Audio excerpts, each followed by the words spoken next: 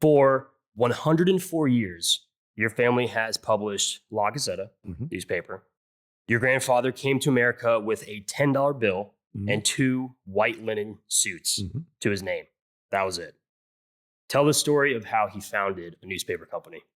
Well, the story is that my grandfather had come up a couple times to Tampa through Key West. Generally, there was the sailing ships that traversed between Tampa and Havana were almost a daily shipping route, and they would stop at Key West, Tampa, and then back to Havana and back and forth.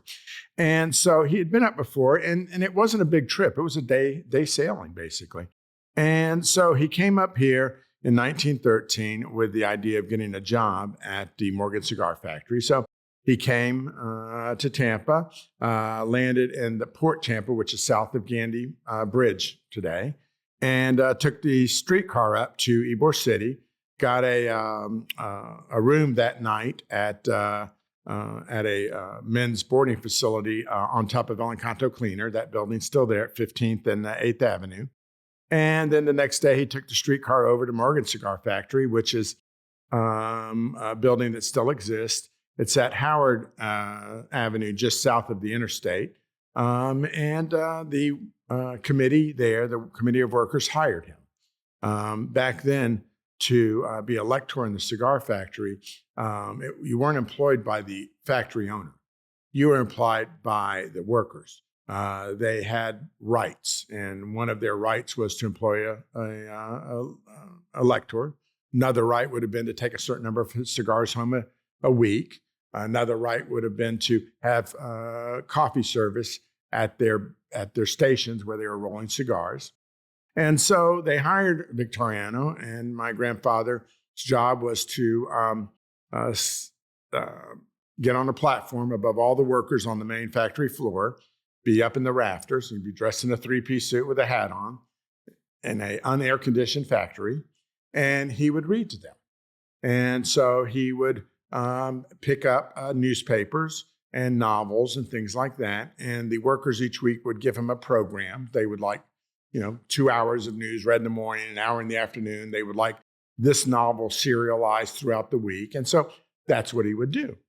And so my grandfather did this for a while, but there was impending clouds on the horizon for the lectors.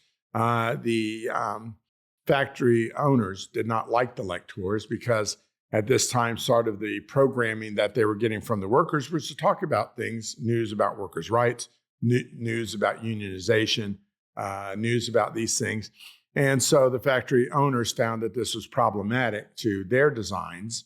And so there was going to be some big strikes in Tampa's future. My grandfather got out of the business before then, and he really kind of converted from what was informing a group of people that could hear your voice to informing a group of people who would have to read your voice instead of hear it.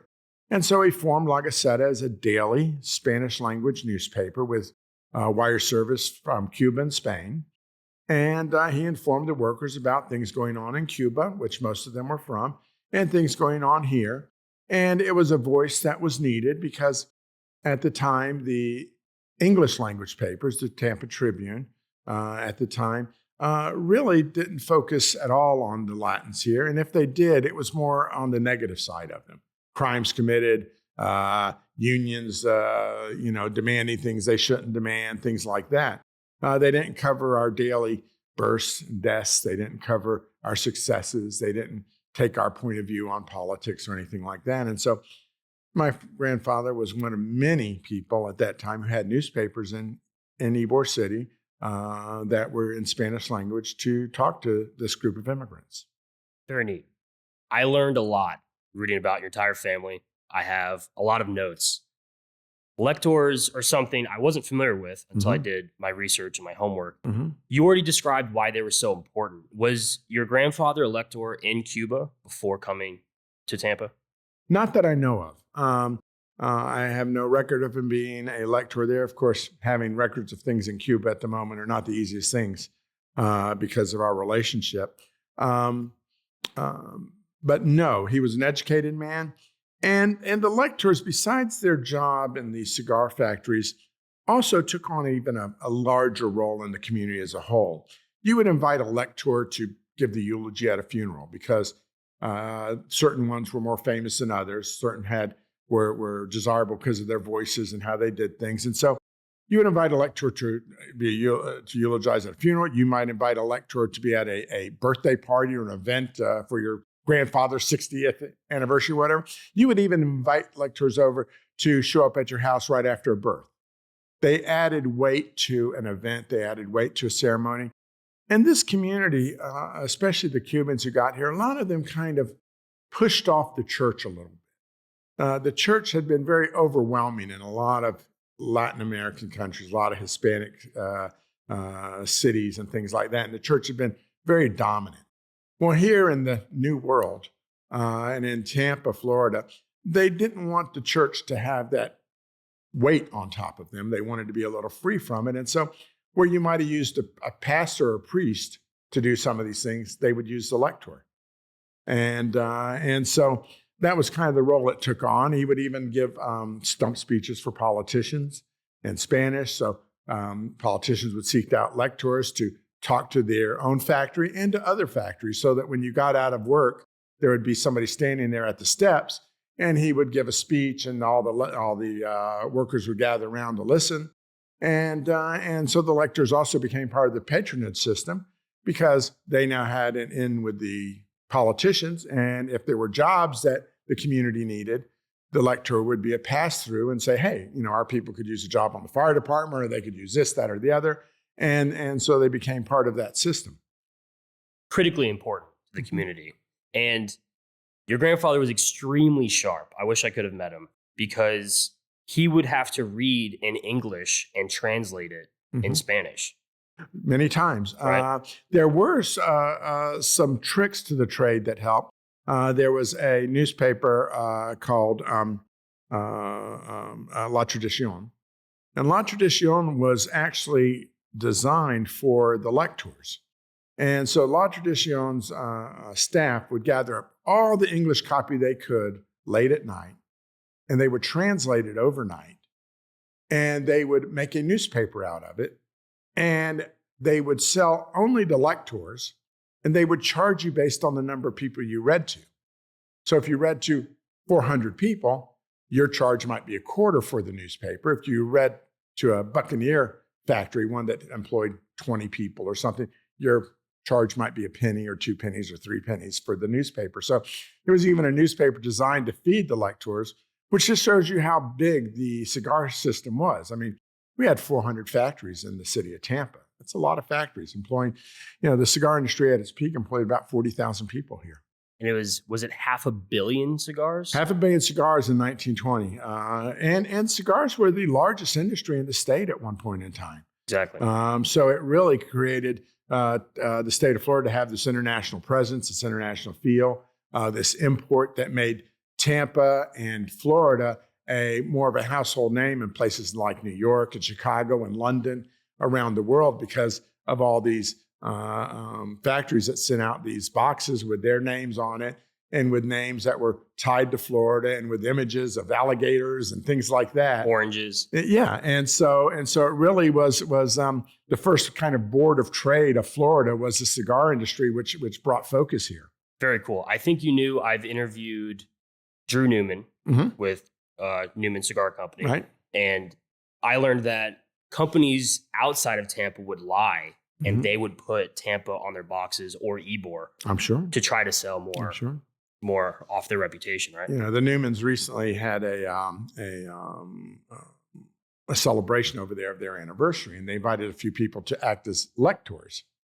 And so I went there to read to their workers. And one of the people in the audience who wasn't a worker but was just there as a member of the public, Mara, she told me that her parents had been, her grandparents had been workers at the Morgan Cigar Factory when my grandfather was there, and he had read to them. And here I was 100 years later reading to her in the cigar factory. which is just a really neat thing to have happen. And only in Tampa, Florida. Exactly. It's incredibly cool. Yeah. So I definitely want to chat about your grandfather a little bit more. Did he know English from Cuba, or did he learn it when he got here? I think he learned when he got here. Victoriano knew some English. His major language was Spanish. And when I got to know my grandfather, I was, this big. And he passed away in 1982. I graduated from high school in 1982. And so when I knew him, he was a humped over old man, and he was only speaking Spanish at that time. And so I really didn't know him in his prime. I knew people who told me about him in his prime, but I didn't know him in his prime. But yes, he did know some English to be able to do his job and to just be able to communicate with the politicians of the world and other people that you had to communicate with. Exactly. So I did learn a play named Anna in the Tropics. It won the Pulitzer Prize in 2003. Tell me how it has ties to you and Tampa. Well, my grandfather used to live in a apartment above a pharmacy. The pharmacy was owned by the Pachecos. And young man, Ferdy Pacheco, the son, really liked my grandfather and was just astounded anytime my grandfather would take the time to talk to him about whatever, world affairs or whatever. And just, he always found it such an honor that the guy would just take the time with him because he was a young man and didn't really deserve that conversation. So Ferdy later on becomes a medical doctor, and he goes down to Miami and he starts volunteering at the Fifth Street Gym. And a young boxer starts there, Cassius Clay, and Ferdy's his doctor. And of course, Cassius becomes Muhammad Ali. So Ferdy's career then is in the corner with Muhammad Ali at every fight until the very end. And so Ferdy had this whole role as in this very famous boxer. And after that career, he decided to become a writer and an artist. And he did, and he would paint. He painted my grandfather, my father, myself, and a bunch of scenes from Ybor City as you remembered him. And one day he's being interviewed on NPR about the Lectors and about Ybor City and the cigar industry. He'd written several books about it and done several paintings about it, so they wanted to talk to him about it. And so he's talking about my grandfather and the role of the Lector. And somewhere out in the world is a young man named, oh my God, I just went blank. I had it written down. I actually didn't put it in this notebook. I'm sorry. Nilo Cruz. Thank you. And Nilo heard the story, found it fascinating, and then wrote this play called Anna in the Tropics about a set in an Ybor City cigar factory, even though he'd never been here, and about a lector and some cigar workers and a love triangle that went on and this whole play. And so the play won the Pulitzer Prize. And so when they started to, it was off Broadway, but up in New York, and they had they hired Jimmy Smits to play the Lector. And he found out that this was kind of based a little bit on my grandfather and on this story. So he came down and spent 3 days with us to learn about my grandfather. This was really cool. Extremely neat. And it shows a small world once again that we live in sometimes. It's unbelievable. Yeah. It's unbelievable. So in 1922, your grandfather started the newspaper. Right. It was a Spanish daily, Monday through Saturday. And he had help from a doctor. If you'd help me pronounce his name, Dr. Jose Avellaneda. Avellaneda. Dr. Avellaneda. Okay, cool. I would have said it correctly. I know the double L. What was his relationship to your grandfather? You find in this business when you're a writer that you end up with interesting relationships, and some are very long-lasting and some are very close. People who have similar political views that you have, people who want similar goals for our community and things like that. And so some people aren't good at voicing these opinions, so they sometimes latch on to people who are good at voicing these opinions. I think Dr. Avellaneda wanted a lot for his community, and I think that Victoriano was somebody who could help him. Avellaneda had money. My grandfather had a voice and a talent. And so therefore, I think that they linked together in order to do that. My father had many people who would stay very close to him throughout his life, and similar things. They just, they wanted a voice, and so they wanted influence over people who had voices. Patrons, right? Yeah, in a way. In this case, a lot of it was about Cuba, about governments in Cuba trying to establish a more democratic Cuba, more free Cuba, a Cuba that doesn't have so much poverty, so much of a two-class system where you had the very poor and the very rich and very little in between. And then there was a lot of things to accomplish here. Workers' rights, the right to be able to travel where you wanted to, the ability of getting involved in politics, things like that. Hispanics in the state of Florida did not have it as tough as African Americans. Hispanics here, when we became a state, they could vote. Blacks couldn't. And so there was a lot of votes down in Key West because a lot of Cubans lived down there. And so you had a lot of votes down in that area because Key West was our largest city in the state of Florida upon statehood. Pensacola was a Spanish city, and it had a lot of people. And so these Hispanics had a lot of influence here, and so, but we didn't have necessary access to the same jobs. There was still discrimination.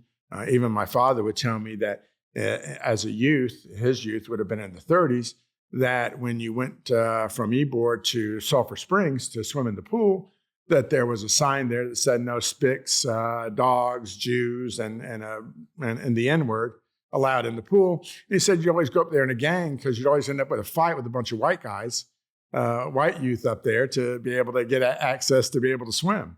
And so, while we had it wasn't as bad for the Hispanics, it still was hostile territory outside of the confines of West Tampa and Ybor City. And so there was a lot to gain there in the way of rights and access and ability and things like that. How did that influence your grandfather's publication? Oh, certainly. It was about that. It was about talking about our successes because, of course, Anglos didn't want to talk about it, and talking about our struggles and things that were wrong, things that needed to be improved. At the time, my grandfather, Gasparilla, was an all-white crew. And of course, those relationships and the crew of Gasparilla helped people get contracts for the city, contracts with the county, helped them do banking and things like that. And so the Latins were cut off for those things. So, eventually we started our own crew, had our own parade, had our own things. Our community had its own banking because we couldn't depend on the Anglos. The Anglo bankers would do business with the cigar factory owners because they had money, but they weren't going to do a lot of business with cigar factory workers. And so we had our own banks owned by Italians or Latins here to be able to do that business. And so we kind of took care of ourselves, our own hospitals, our own doctors, social clubs, own social clubs, everything we had to do ourselves because we would have been treated badly outside of our own community. Sad. Well, it is. And it's, but expected in the Deep South. Yeah. I mean, this was, that's why Tampa's immigration is such an unusual one, because you did have a community that had money, had the vote, and still had to face discrimination, but could face it on a lot more even footing than the African Americans could, or like when the Irish first came into New York, or when some of these immigrant waves came in, and the Chinese or whatever. Here we had a little bit more of a footing, and we also had the relief valve of Havana being a day sail away. If you didn't like it here, if it got too tough, get on the ship, go back to Havana. No big deal. And your grandfather did go back a couple times. Yeah, he went back quite frequently. I mean, back then it really wasn't a big deal. My mother and father used to tell me about, you just get on a plane to go down to Havana for a weekend. It wasn't expensive. You didn't have to be rich people to do it. Little league teams would get on the plane to go to Havana to play other teams in Havana for Little League.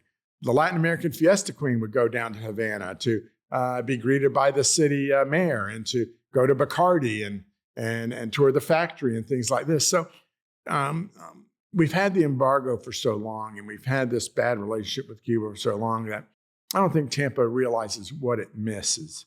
Tampa was an international city, and Tampa was a border city, very much like Laredo, Texas. We were on the border, and that border was a day sailing away, less than an hour flight away.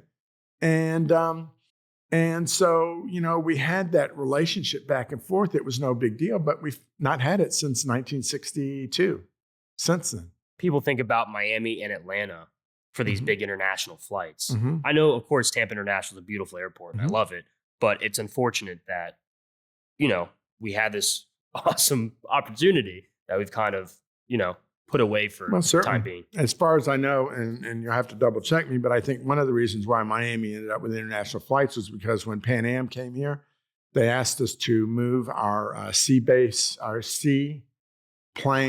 airport from Davis Island to Bayshore. We refused to do it, so they went to Miami. Of course, then they gained all those international flights, and so that's why Miami ended up being the headquarters for them, and then creating all those flights down the Caribbean. I didn't know that. So another bad decision. Very true. How would you describe your grandfather's journalism? My grandfather was an advocate for his community. He was somebody who, was a believer in what we could be and pushing us to what we needed to be. He was somebody who fought for a Latin community here in Tampa and fought for the Cubans in Cuba. He was very much a guy who looked internationally. He fought for the Spanish Republic in Spain, was very good relations with the ambassador from the Spanish ambassador to America here when he became exiled because of Francisco Franco. And our newspaper would help raise money and guns for the effort in Spain, in the Spanish Civil War. So my grandfather was a crusader. When he wanted something, he would push for it very strongly, even in trying to get rid of the dictator Batista in Cuba. My grandfather actively worked for it, and at one point in time, because of some of his activism against Cuban governments, there's a little piece in the Tampa Tribune that talked about a Cuban warship being in the harbor and the shipment off of that boat trying to kidnap my grandfather and take him back to Cuba so that they could end his voice here in America. Tampa was a place where revolutions could develop outside of Cuba. And so, the Cuban-Spanish-American War, the launch of that was started here in Tampa with some cigars manufactured in West Tampa. They were delivered down to Cuba, and then one of them was a secret message saying, "Start the revolution." And so Jose Marti came here 26 times, I think, to help build up support for the Cuban Revolution. And like I said, this is a place where they raised guns and money for Spain, for the Republic. So Tampa was a very international city, had a very strong outlook, and was also a city that at the time in the 20s and 30s and 10s talked about different forms of government. This was when the Soviet Union was becoming communist, and you had governments experimenting between socialism, communism, democracy, and other things. And so you used to have these conversations out in public about what was the system that would work best. And Tampa had a lot of people who were extremely out there. I mean, we had people who were communists. We had people who were just, on the fringes all over the place here because you had this international mix of people. And it was a time when people were experimenting with what was going to make the best government. So your grandfather was editor and publisher. Mm-hmm. I believe, was it the first 19 years? No, my grandfather was editor and publisher until the 60s. To the 60s. Yeah. So I think right around 61, 60. okay. Yeah. Then my father took over as publisher. The main reason why it had to be 62, 63. The main reason was because my grandfather had supported Castro to overthrow Batista. The revolution went bad. The people who had come here, who had worked for Batista, been part of the Batista government, took advantage of the fact that things were going bad with the Castro government. And they became they would ridicule the people here in Tampa who had been strong supporters. And my grandfather was probably at the top of that list. And so there was embargoes against our newspaper. They would protest in front of it. They'd throw red paint on the walls. They destroyed my grandfather's car. And so in order to save the newspaper, my father took over as publisher, trying to take some of the heat off the newspaper. My grandfather then just became a writer for the newspaper. I understand. I didn't realize that. Yeah, it was an ugly time. Definitely. That was in the 60s, right around 63 when everything 62, occurred. yeah. Yeah, definitely. So your grandfather definitely left a legacy for your father and really big shoes to fill. Sure. And I think your dad had big feet because I think he made the shoes even larger, right? They both made an impact in different ways. My grandfather was an intellectual. He was somebody who would read constantly. My father, on the other hand, was just so great with people. People would fear Victoriano. Roland, on the other hand, people just liked. He was a great guy. He had a wavy hair, a little mustache, always dressed very well. And outside of the times he was married, he was a guy who always had a pretty girl on his arm, had a black book with phone numbers in it that was the envy of any guy out there, and just had great relationships, and people would tell him stuff, and he would write that stuff, and people really enjoyed it. And he was, he really was ahead of his time. He would put in there things that were in his column that would be, "We hear," and sometimes it'd be, "Mr. Nosabi told us." It was a fake character. The Green Hornet would tell us, another fake character. He would put a fly on the wall, told us this. And so he would put all these things in that were true, but he couldn't verify them because they were ahead of the time when you could verify them. And public records requests were not something you did a whole lot of in the 50s and 60s that, had any teeth in them. And so people just loved my father. So like I said, they a lot of respect for my grandfather. My father ended up having as much respect, but for different reasons. Nobody would have called my father an intellectual. He was a good thinker, and he was somebody, like I said. But his real superpower was just putting people at ease, and people would listen to him. I used to sit at the Tropicana, which was a table that we had reserved for us at the Tropicana Rancho. We had this special table reserved, and I would sit there as a young man listening to my father interview people, and they wouldn't even know they'd be interviewed. They'd sit down and talk, and they would be talking, and Roland would. There's no recorder on the table. There's no notes being taken. No, nothing. The people are talking. And eventually, after about 10, 15, 20 minutes, Roland would pull off a napkin and put it in front of him. And then eventually a pen would come out. And then he'd start to scratch a couple of notes. And of course, people are not talking to him as a reporter. They're now just talking to him as a person. And at the end, he would go back and say, "Well, I would like to use this. You got any issues? Da, da, da." And so, he wouldn't shock them by putting in things that they didn't want in, but he would put them completely at ease. And so his informants were at ease with him and knew he would protect them. And he knew that he would also adjust the information sometimes so that they wouldn't get caught.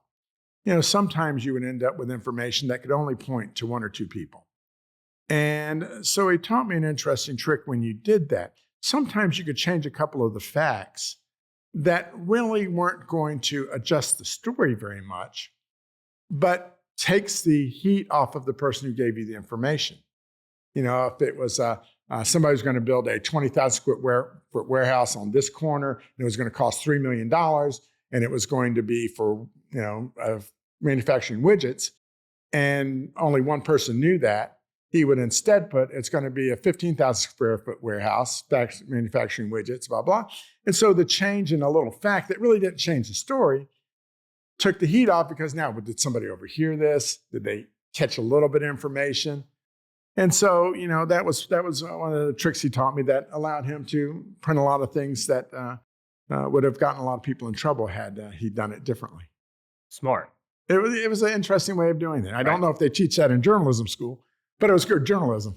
It's phenomenal journalism. And it's still being truthful, because I want to use the word sly, but not in a mischievous or a deceiving way. You're just protecting a source. Right? Yeah. He's being more protective. Yeah. How well did your dad and your grandfather work together? I think my grandfather probably never provided much of a compliment to my father. My grandfather was a pretty hard taskmaster. I was very lucky that my dad didn't want to be that hard on me as he was, as his father was on him. I think my father had certainly a tremendous amount of respect for my grandfather. And when my grandfather, started to fade away, people would, can Roland fill the old man's shoes? And he did. And, and I understand how that is, because of course, when my father passed away, I had the same things. Can, Patrick Manteiga fill those shoes? And you really can't fill the shoes. What you do is hope to make as deep an impression with the shoes you have as you walk the trail you're going to walk. You have to make your own trail. You got to be your own person. You can certainly honor your father. You can honor your grandfather, and I try to in every day. I try to honor them with the politics that they thought was important. I try to honor them by trying to help my community. I try and honor them by being a man of my word, and things like that. But you still have to be your own person. Did your dad teach you that lesson, to be your own person? Taught me to be my own person. He also taught me about honor, integrity, about sometimes, keeping your word means that you're going to lose money or you're going to lose something, and that's okay. Yeah, you should be more careful about giving your word if there's a lesson to learn there. You want your word to mean something. It's the only thing you got. Right. And in today's world, you see there's not many people who operate that way in the world of politics. Yeah. And many other things. And that's where media operates, is in the world of politics. And yeah. And so, but this is what gets you a source. This is what gets you people telling you stuff that they can't tell anybody else, because they know you're that guy who's going to keep the word, that's going to keep a secret. Most people don't understand, in the newspaper business, our real job is keeping secrets, not telling them, because you got to keep a secret to protect your source. There's things that you're going to know that you can never write. And so keeping secrets is a big part of the job of journalist, to reveal what you can, to write what you feel like you need to write, but some things are always going to be a secret. I don't think that's thought of very often. No. Because most people are not journalists, right? Well, I mean, even journalists, a lot of times, they don't teach it, so you have to kind of learn it. That, you got to protect the source. Well, that's keeping a secret, And so, like I said, sometimes information that if you tell people know who you're talking to, and that burns them, and you can't allow that to happen. So it is a big, important part of it. The other big lesson in journalism is that we don't have freedom of the press. We have press that you can get away with saying whatever you can afford to say.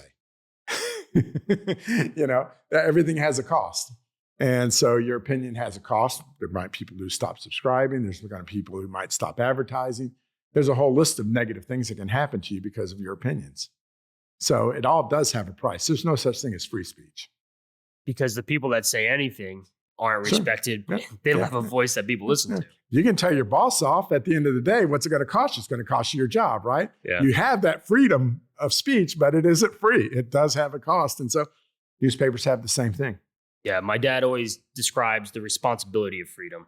Mm-hmm. And you just articulated it in a beautiful way, right? Mm-hmm. Very true. I don't think people realize that, because more things are on the internet. With AI, you can fake more things. Sure. Which that's going to be hard to disseminate. Sure. Did you actually say that? Was it manipulation of your voice or your appearance? And people get away with things anonymously nowadays. A lot of people post things fairly anonymously or whatever. And so, at the moment they don't, but you often see where they are paying a price for their freedom of speech online, but they just didn't think about it. People are getting fired. People aren't getting hired because somebody's looking at their online profile and saying, we don't want that person in our business. Politicians who are getting burned left and right over it.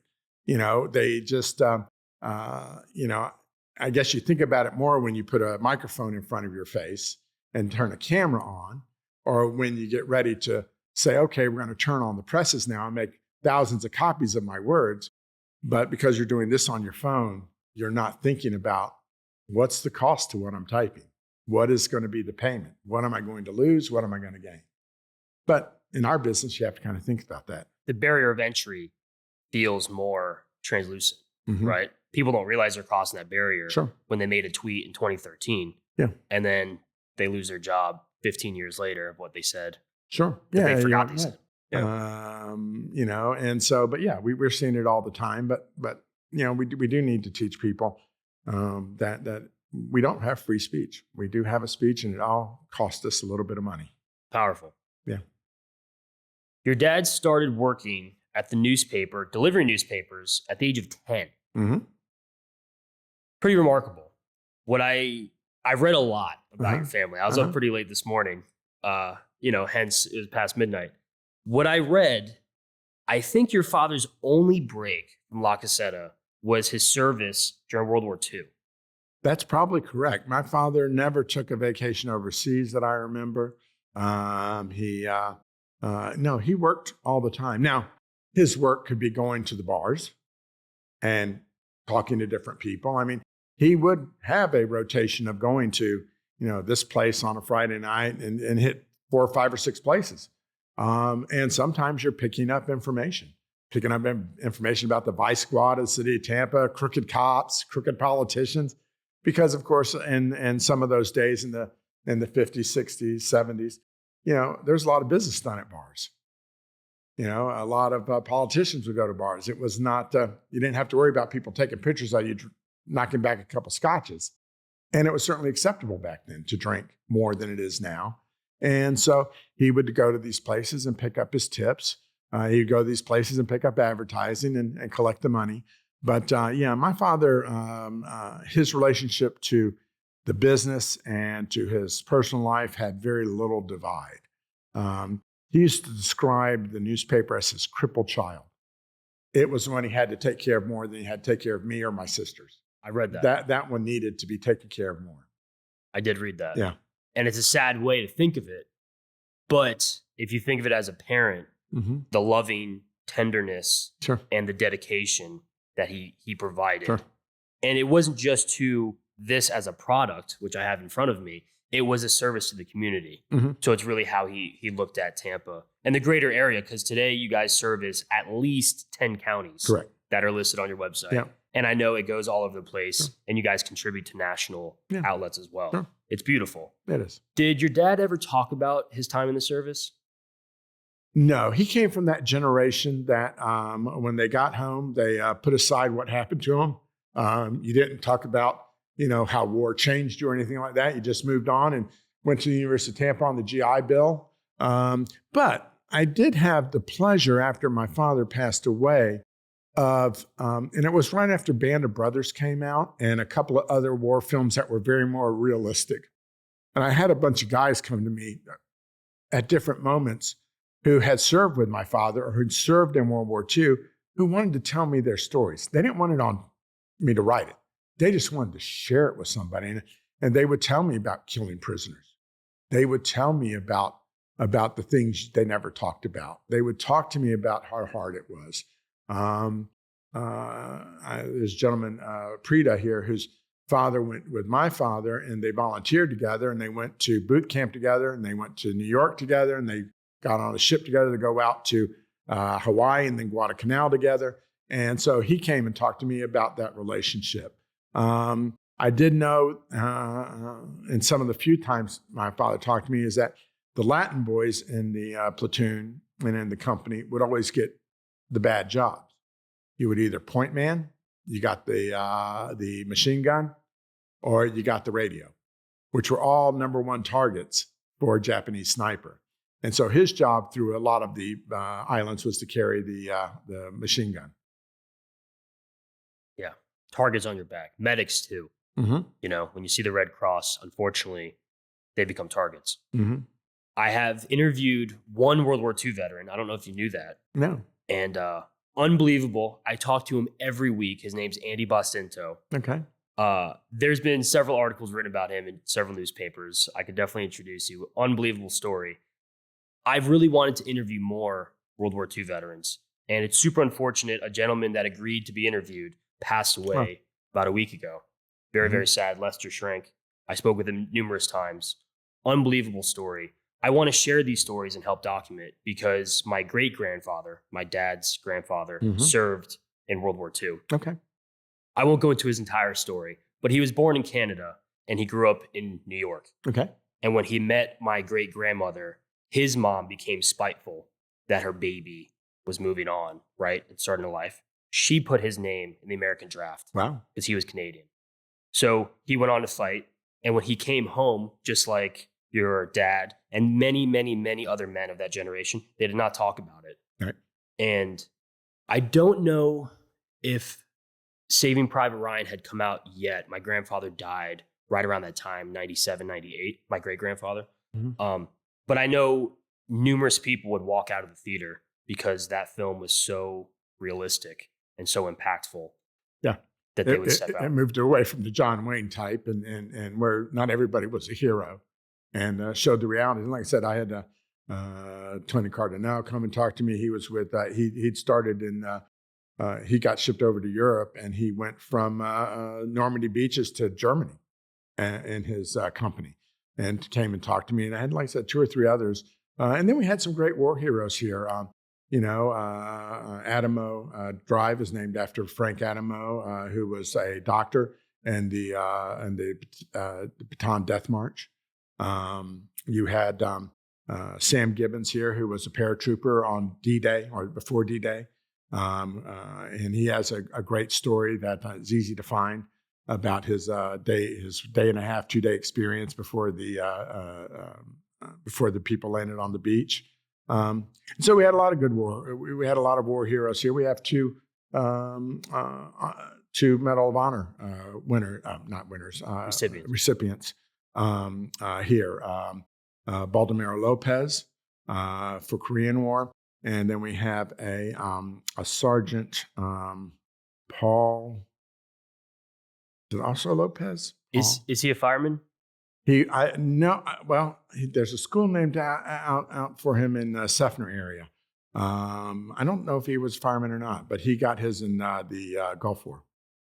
I think there's a firefighter with a Medal of Honor. I think. Very sad. I was a firefighter, so I've got ties to friends in the area, of course. But I want to help document these stories, and especially we're losing time to document World War II veterans. Sure. And because of their generation, a lot of these men didn't talk about it for 70 years. And now we're in the 80, 81st, 82nd anniversaries of these dates. Sure. And it's unbelievable they're open to share these stories that they may not have told before because they're seeing the importance. You know, we hear never forget with different historical events. We all know what I'm alluding to.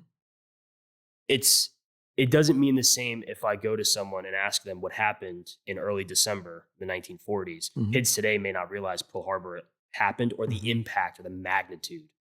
And I want to help document. And once this is online, I'm not taking it down so people can listen to it forever and ever. These are stories that I want to share. So I didn't know if your dad shared. No, I don't have any direct ones from him. But I do know there's a lot here in Tampa that are worthwhile to research or just to repeat, because some of them are already documented. That documentation might not have ever been online. Yeah. So of course, moving it to an online status can certainly help. Exactly. Yeah. I want to help share these stories, and not just World War II, but the conflicts since then. We can learn from these lessons. So when your dad came back, it was, of course, the late 1940s, mid 1940s when he returned. I believe it was the 1950s where the newspaper opened up to not just be a Spanish daily, but it was also in or Yeah. did I say English, Spanish? It opened up to English and Italian as well. Yeah, so after World War II, there became a lot of significant changes here. One was the cigar industry was finally dead. It really was. Cigarettes had been imported to the soldiers. Soldiers came back. They had a smoking habit for cigarettes, not for cigars. Number two is that the lifestyle that had existed before in Ybor City in West Tampa, where the grandparents would have their son and daughter-in-law live in the house, and then they would have grandkids in the house. That multi-generation house started to become something people didn't want. People wanted to move out to the suburbs. At that time, Carrollwood was the suburbs, and get a new cheap house and have their own little family without generations being in the household.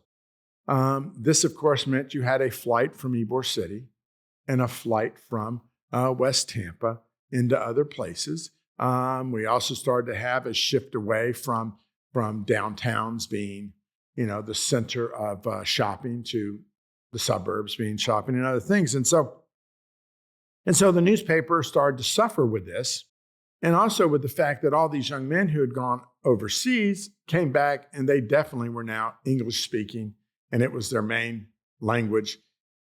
And so you lost them as a reader. So there was still the need for a Latin voice. A Latin community still had struggles ahead of it. And so you still had this need, but we needed to be in the language that everybody understood. So that's why we added English and added Italian, because the Italians had come to us at the same time, and they were losing their language, because when they'd come here, they had to learn Spanish to work in the cigar factories. Their kids were learning English in school. And so the Italian was just completely out of there. And a language can't survive if there's not a written form of it locally. You just can't speak it without writing it, because the language becomes just really perverse and damaged and mispronounced and everything like that. And obsolete eventually. Yeah. And so we added the Italian at the same time, and you had to teach an old dog new tricks in order to survive. Very true. We're going to talk about evolution, because evolution has to occur to survive 104 years. I wrote down the paper transition from a daily paper to weekly, and your dad noted there were entire weeks he may only make $5 for the entire week. And I'm going to guess that was around the 1950s or 60s, around that time. So was sacrifice felt in your home as a kid? Don't know. So my father, I was born in 1964. My father and mother had been married a few years before that. And they got divorced when I was probably 4 or 5. And so don't really remember sacrifice. And don't know if I would have remembered it anyway, because kids don't know sacrifice till they know something else, right? If somebody doesn't tell you they're sacrificing it, if you're only getting peanut butter and jelly, then that's all you know. That's all I know is peanut butter and jelly, and it's fine, right? Yeah. So I really, but I do know that my father, until the end of his life, rarely had a new car. He always, the newspaper always struggled with money for most of its life. I know that he told me many a time where he'd run the ads, he'd get the paper printed, and he'd have to go and that night take the paper and collect the money from advertisers.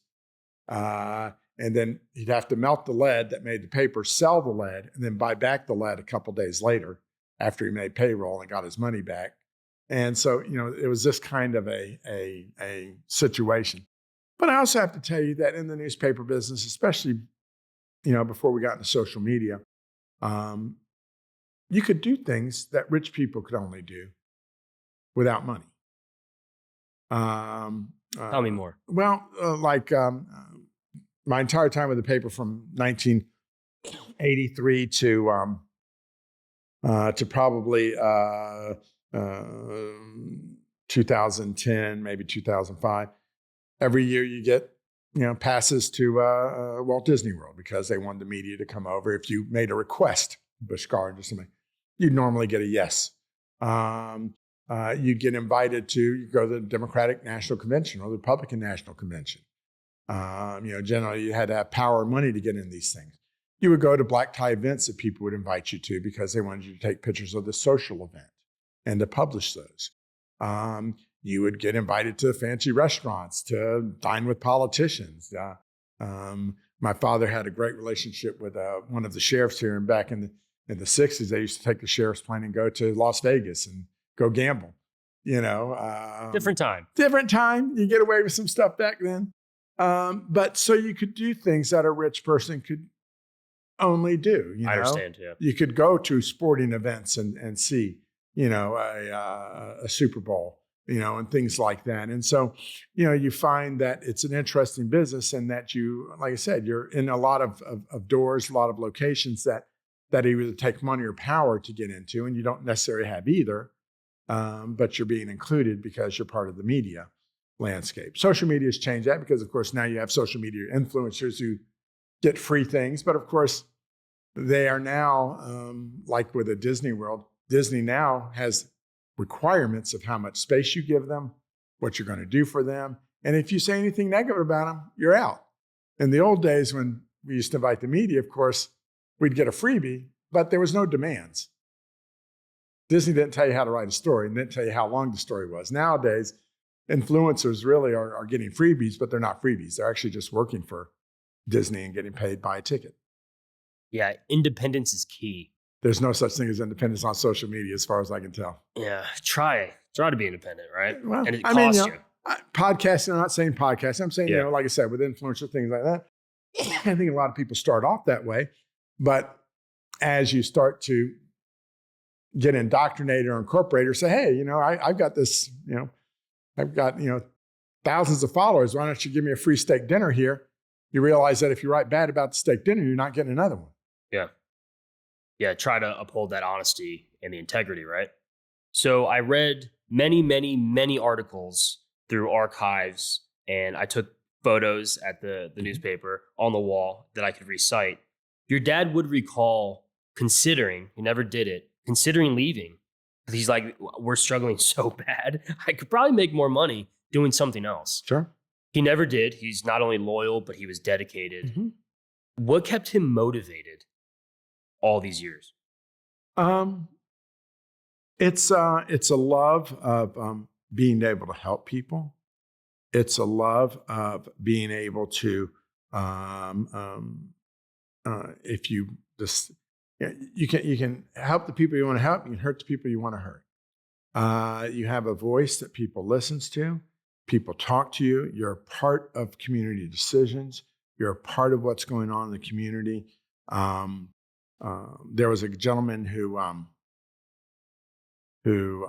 sitting with my father one day at Tropicana. This guy comes over and he says, Roland, I don't know if you know this, but you wrote an article back in 1964 about me. And he pulls out his wallet. And this is like 1990. Pulls out his wallet and he pulls out this yellowed piece of paper that he'd had in his wallet since 1960 whatever, that Roland had written about him. And how meaningful is that? Unbelievable. You know what I'm saying? You go in somebody's office and they've got an article you did on them framed up and hanging on the wall.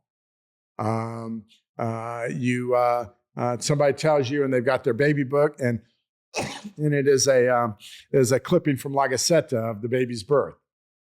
These are impacts you're making on people's lives. You make it every day. You don't know, that you're doing it necessarily. But, his friends put a statue of him up after his death. You don't get statues by being a property appraiser or being a tax collector or by doing, a lot of things. And so that just goes to show, how meaningful what he did to other people were. And the same thing with my grandfather. The amount of people he helped, the amount of things he did was just amazing. It feels like I gave you my notebook because I have it written down. Your dad would be nicknamed King of Ybor City. Mm-hmm. Historian Tony Pizzo gave him that title. He would later have a permanent table reserved for him at La Tropicana Cafe. Mm-hmm. He would later have a monument in his honor and a statue that I've walked by hundreds of times, and I've read the plaque numerous times, not realizing I'd be sitting with his son years later, right? How would your dad How would your dad feel knowing he's honored in these ways? He'd be very humbled, and he probably would say thank you and then walk away from the podium. My father hated talking about himself. Excuse me. And he was very humble. When he would talk, he would look down if he was publicly speaking, and he would kind of mumble. And he had a strong voice when it was written, but when he spoke it, unlike my grandfather, he wasn't a great public speaker. And so he had a lot of humility, and he didn't like to be.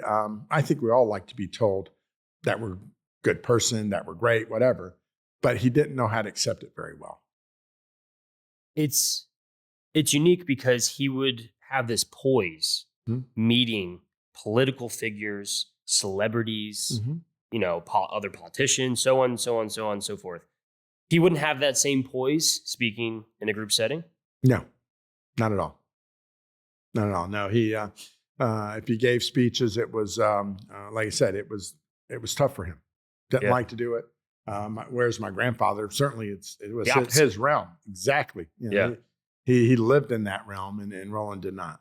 It's unique. I've had this conversation with other guests where when babies come out, when newborns enter the world, they are already so unique that that's them. So it's funny that, you would think if you're just reading these notes or the newspaper, you're like, oh, Roland's going to be just like his father. Patrick's just going to be just like him. But each person is so unique. Mm-hmm. You could be very similar. You could be the polar opposite. And you're going to have strengths and weaknesses in different ways. Yeah, right? Absolutely. And sometimes it's what the world demands of you at the moment. In my grandfather's day, public speaking was the only way of doing things. You had that and newspapers. There's no TV. Yeah. Radio really wasn't that strong at the time. No internet. Yeah, no internet. So public speaking was a bigger issue. Of course, as my father grew up, I'm sure that most people asked my grandfather his thoughts and his speaking, not my father, to do it. Exactly. And so, and then of course, when the subject matter did come up later on, when my father took over, of course, some of the things that you might have wanted that there might have been great demand to speak on, he didn't want to speak on things like Cuba, that foreign affair issue, and things like that was things he wouldn't want to speak on anyway. Definitely. And if your grandfather filled that role is already filled. So you wouldn't need another great speaker, right? So that's another thing. Now, I'm not very good at public speaking. I do it. I had a huge fear of it when I first started in the business. You get over that fear by doing it over and over again, but it's still nothing comfortable. I mean, I much prefer this without an audience. I find it much more easy, especially I find it a lot more easy just radio straight because, of course, I don't have to worry about how I look, where I'm looking, or what I'm doing. I can just say things. But, writing gives me the most freedom because I can write my thought and then adjust it and look at it one more time and take another little stab at it. And so, I have a lot more time to form my words than I do in this format. Exactly. So I don't know if I told you, did I tell you the genesis of this project? I think you did, but I don't remember. Okay. Yeah, I may have. I know we chatted weeks or a month ago. I'll keep it pretty brief. People have already probably heard the story before, but I played baseball in college, played at Pasco Hernando State College. Okay. Right around the corner, we played Hillsborough, we played St. Pete College, so on. I wasn't loving the game anymore. And when I was trying to transfer out, I kind of fell into powerlifting and I was working out in the gym a lot. So eventually I started powerlifting just for fun. I just wanted to stay active because I went from playing tournaments or games several days a week or several games in a weekend to not really doing anything. I kind of wanted something to do. So long story short, I fell into success pretty quickly into powerlifting. And, early this week, I would come into the gym and I was a nobody. And if you ask my opinion, you may take it, you may leave it, whatever. I went to a national championship and I was fortunate enough to win my first national championship. I set a IPL drug tested world record in that federation. And it's very, very specific. I come back, everyone started treating me different. And I'm like, I was the same guy 96 hours ago. And now you're treating me different. So my thought process was if people are going to listen, I'm going to kind of just start talking. So I challenged myself to write once a week. Okay. And as of yesterday, it was the 283rd week that I've been writing. It's been over 5 years of weekly writing. So that was the genesis of this whole project. Did it start off about weightlifting and nutrition and things like that, or did it start off on a completely different subject? That's a phenomenal question. So my first one was bricks to a healthy strength athlete. Okay. Because I just came off of this success. People wanted to know my opinion on working out, lifting, whatever. I wrote it. I was so happy. I was so excited. I looked forward to it. I was itching to post it. I made the post every Sunday. Within a day, I was like, I was like, 3% of people that know me care about what I just invested all this time into, right? What I thought was important. So since then, it was called The Psychology of Strength from day one. Since then, I've never gone back to talking about lifting because I'm like, my grandmother can't really value this. She's going to say it's beautiful and it's sweet because I did it. She doesn't really need to know whatever So I'm it's a talking very, very specific audience. It's very saying niche. That, yes. But if I dive into the strength of psychology, anyone can do it. Anyone can use the tactics or the skills or the mindset that I used to win a national championship and later a world championship and so on and so forth. People can do that. People talk about the Mamba mentality with Kobe Bryant. I can never be Kobe Bryant.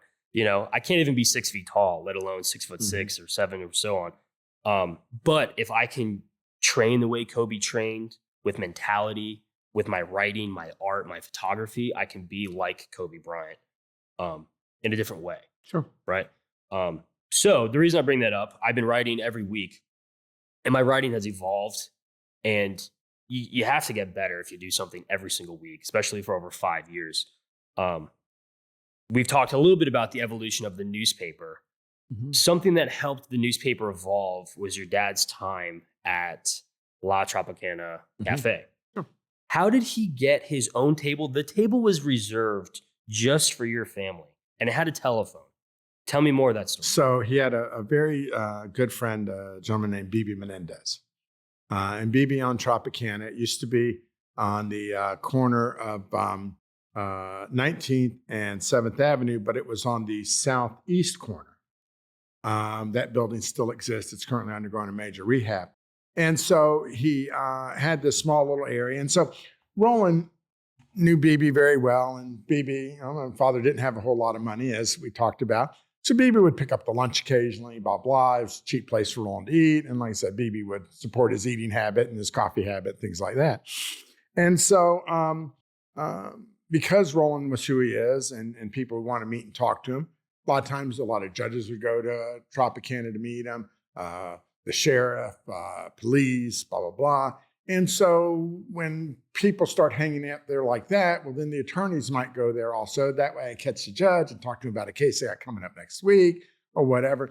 And so when you start to have political people, you get more political people and more political people. We've had places like this throughout campus history where you had these gathering spots. The Valencia Gardens restaurant was one of them. Tropicana was another. And there's been others throughout a watering hole for those kind of people.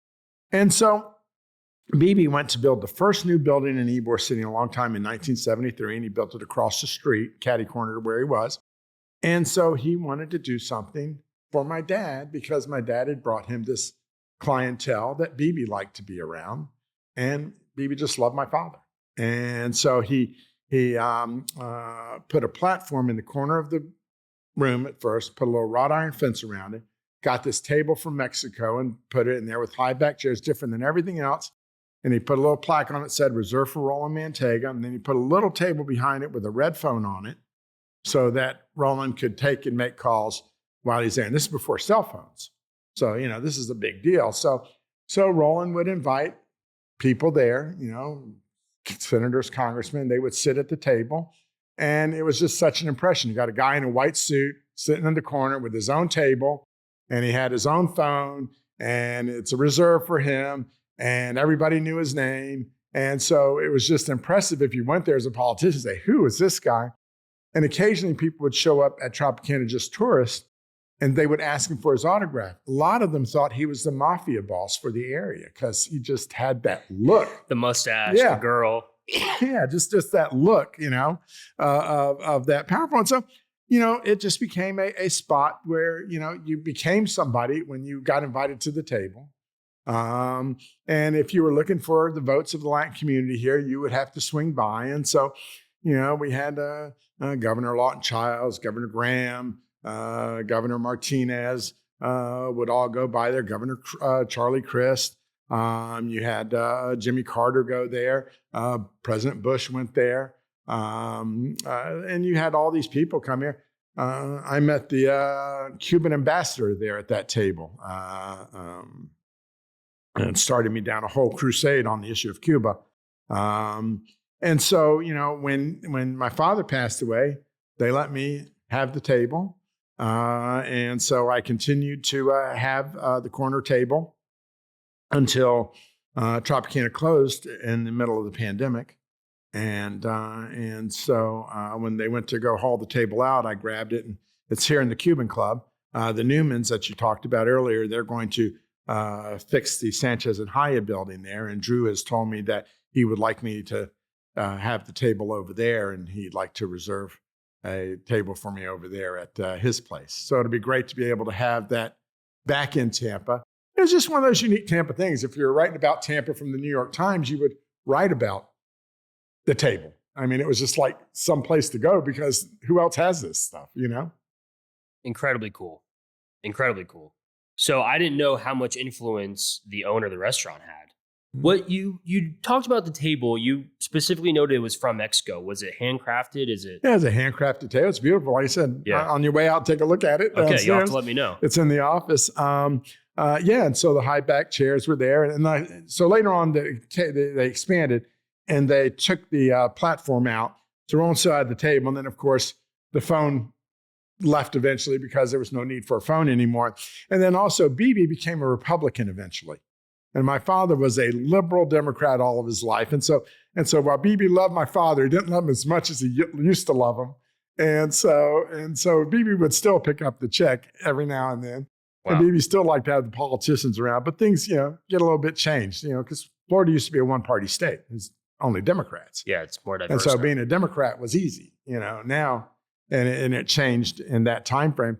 I used to love it. I would sit there and Roland, when they would leave him the check, sometimes I'd see him and he'd start tapping the check on the table, and he'd wait, and then eventually BB come around, and he'd just grab the check and he'd take it away, and not, and it was a freebie. Would Roland eat this? Would he eat the same thing all the time?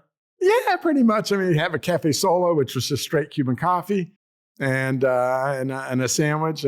But if somebody new came to the table, then Roland would get a deviled crab and a stuffed potato to show them what Tampa food was like and things like that. So it would also be used as a kind of a goodwill ambassador place. That's cool. To be able to tell people about what it is here. Who would he call with the phone?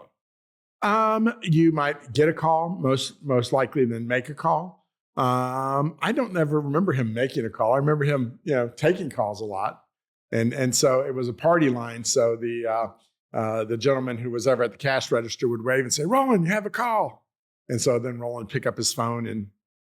Very cool. It feels like a comic book, like a black and white TV show with the cigar.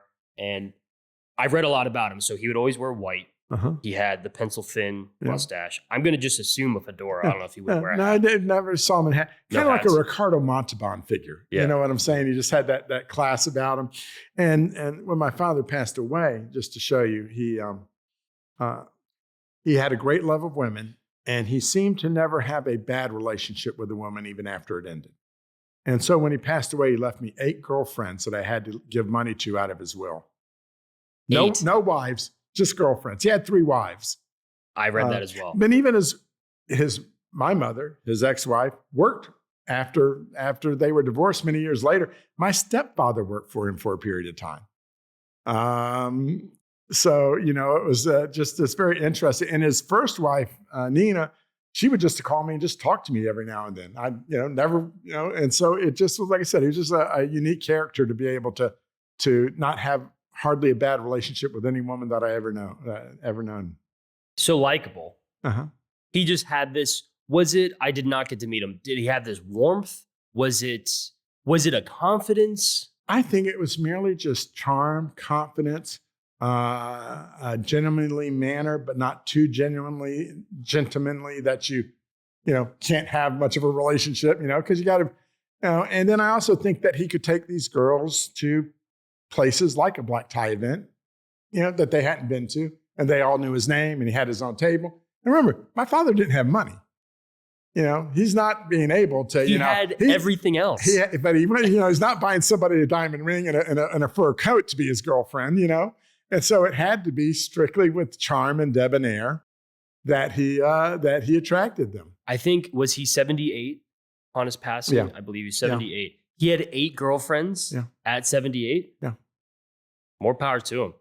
No, we had a heart attack a few years before he passed away, and my wife and I went to go to CCU, cardiac care unit, critical cardiac care unit.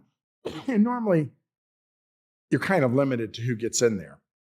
So when we walk in the room, he's on this machine. There are 5 women in there. None of them ever met each other before, as far as I know. One's combing his hair. The other one's getting him a glass of water.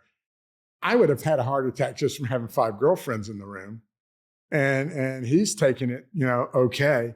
I don't know how they all got in there. Roland was a member of the Tampa General Board, and he was in Tampa General, so maybe that was part of it. But it was just a very interesting aspect. What a life. What a character. Very, very neat. Mm-hmm. So I stopped by, and I've chatted with you once or twice in person. You have this very unique hallway of photos with not just you, not just your dad or your grandfather, people from your family, from the newspaper, and so many celebrities, presidents, world leaders. Tell me about some of the people your grandfather, you, and your dad have all met. There's a picture there of my grandfather and Hubert Humphrey at our office on 15th Street when it was there, who was running for president, stopped by to see my grandfather. There's a picture of my grandfather with Fidel Castro in 1956. Fidel Castro doesn't have the beard. And there's a pile of cash on the table for the revolution. And that picture was taken in Tampa at the Martín Marcelo Club. Then you'll see next to it a picture of myself and Castro, where Castro was autographing this picture for me. And this was a meeting that I had in 2000 when I was there with some other people and got was able to have the meeting with Castro, which was, just very, made an impression in my life. And there's pictures of my father and Lyndon Johnson. Lyndon was a great hero. My father thought he was a fantastic president, so he went to the White House to see him. And there's pictures of my father and JFK a few days before the assassination when he stopped here in Tampa. Myself and Obama and Gore. There's ones of my father and Carter at the table at Tropicana. And then some governors and things like that. And so it's an interesting thing. I've got a picture of my wife and my daughter with Gloria Steinem, and they were at the Million Woman March, which was another interesting thing. You noted meeting Fidel Castro was, what was the word you said, inspirational part of your life? It made an impression. Impression on myself, yeah. So I told earlier, I mentioned meeting the Cuban ambassador at Tropicana Restaurant. Well, I had a call from a friend who said, Cuban ambassador's in town. Would you like to talk to him? I said, sure. I knew nothing about Cuba except it was 90 miles away, and Fidel Castro ate babies and killed everybody, right? And what we all know as Americans. And so the ambassador showed up at the table at Tropicana, and we're having a nice conversation about things. And a guy walks in the back who knew me and says, hey, Patrick, I just heard your name on Spanish radio. They say you're a communist because you're sitting here talking to the Cuban ambassador. And so, very good. I let that slip, finished my conversation with the ambassador. And I got to wondering how I could be labeled a communist merely for the freedom of listening, not just expression, just listening. My job's a newspaper editor, should be able to listen to a whole wide variety of people without having my patriotism questioned. And so I got followed up by a phone call from Al Fox, who said, I sent the Cuban ambassador down there. You were called by so-and-so, but he was really down there, blah, blah, blah. And so would you like to go to Cuba? Sure, how do you get to Cuba? I have no idea how to get to Cuba. And he said, well, I've got a gentleman who's flying down there from California. We can stop off at Raytheon, pick you up, and have you in Cuba 4 days. Okay, send me your passport, do this and the other. So I go to Raytheon, get on a Lear jet, and I'm in Cuba 45 minutes later. And I meet some of the people in different wings of the Cuban government. And I start to realize that this place is different than what I was told. My American media had explained to me that there should be people with a machine gun on every corner, that people in Cuba should be afraid, that their travel should be very difficult to do, that everything was horrible in Cuba.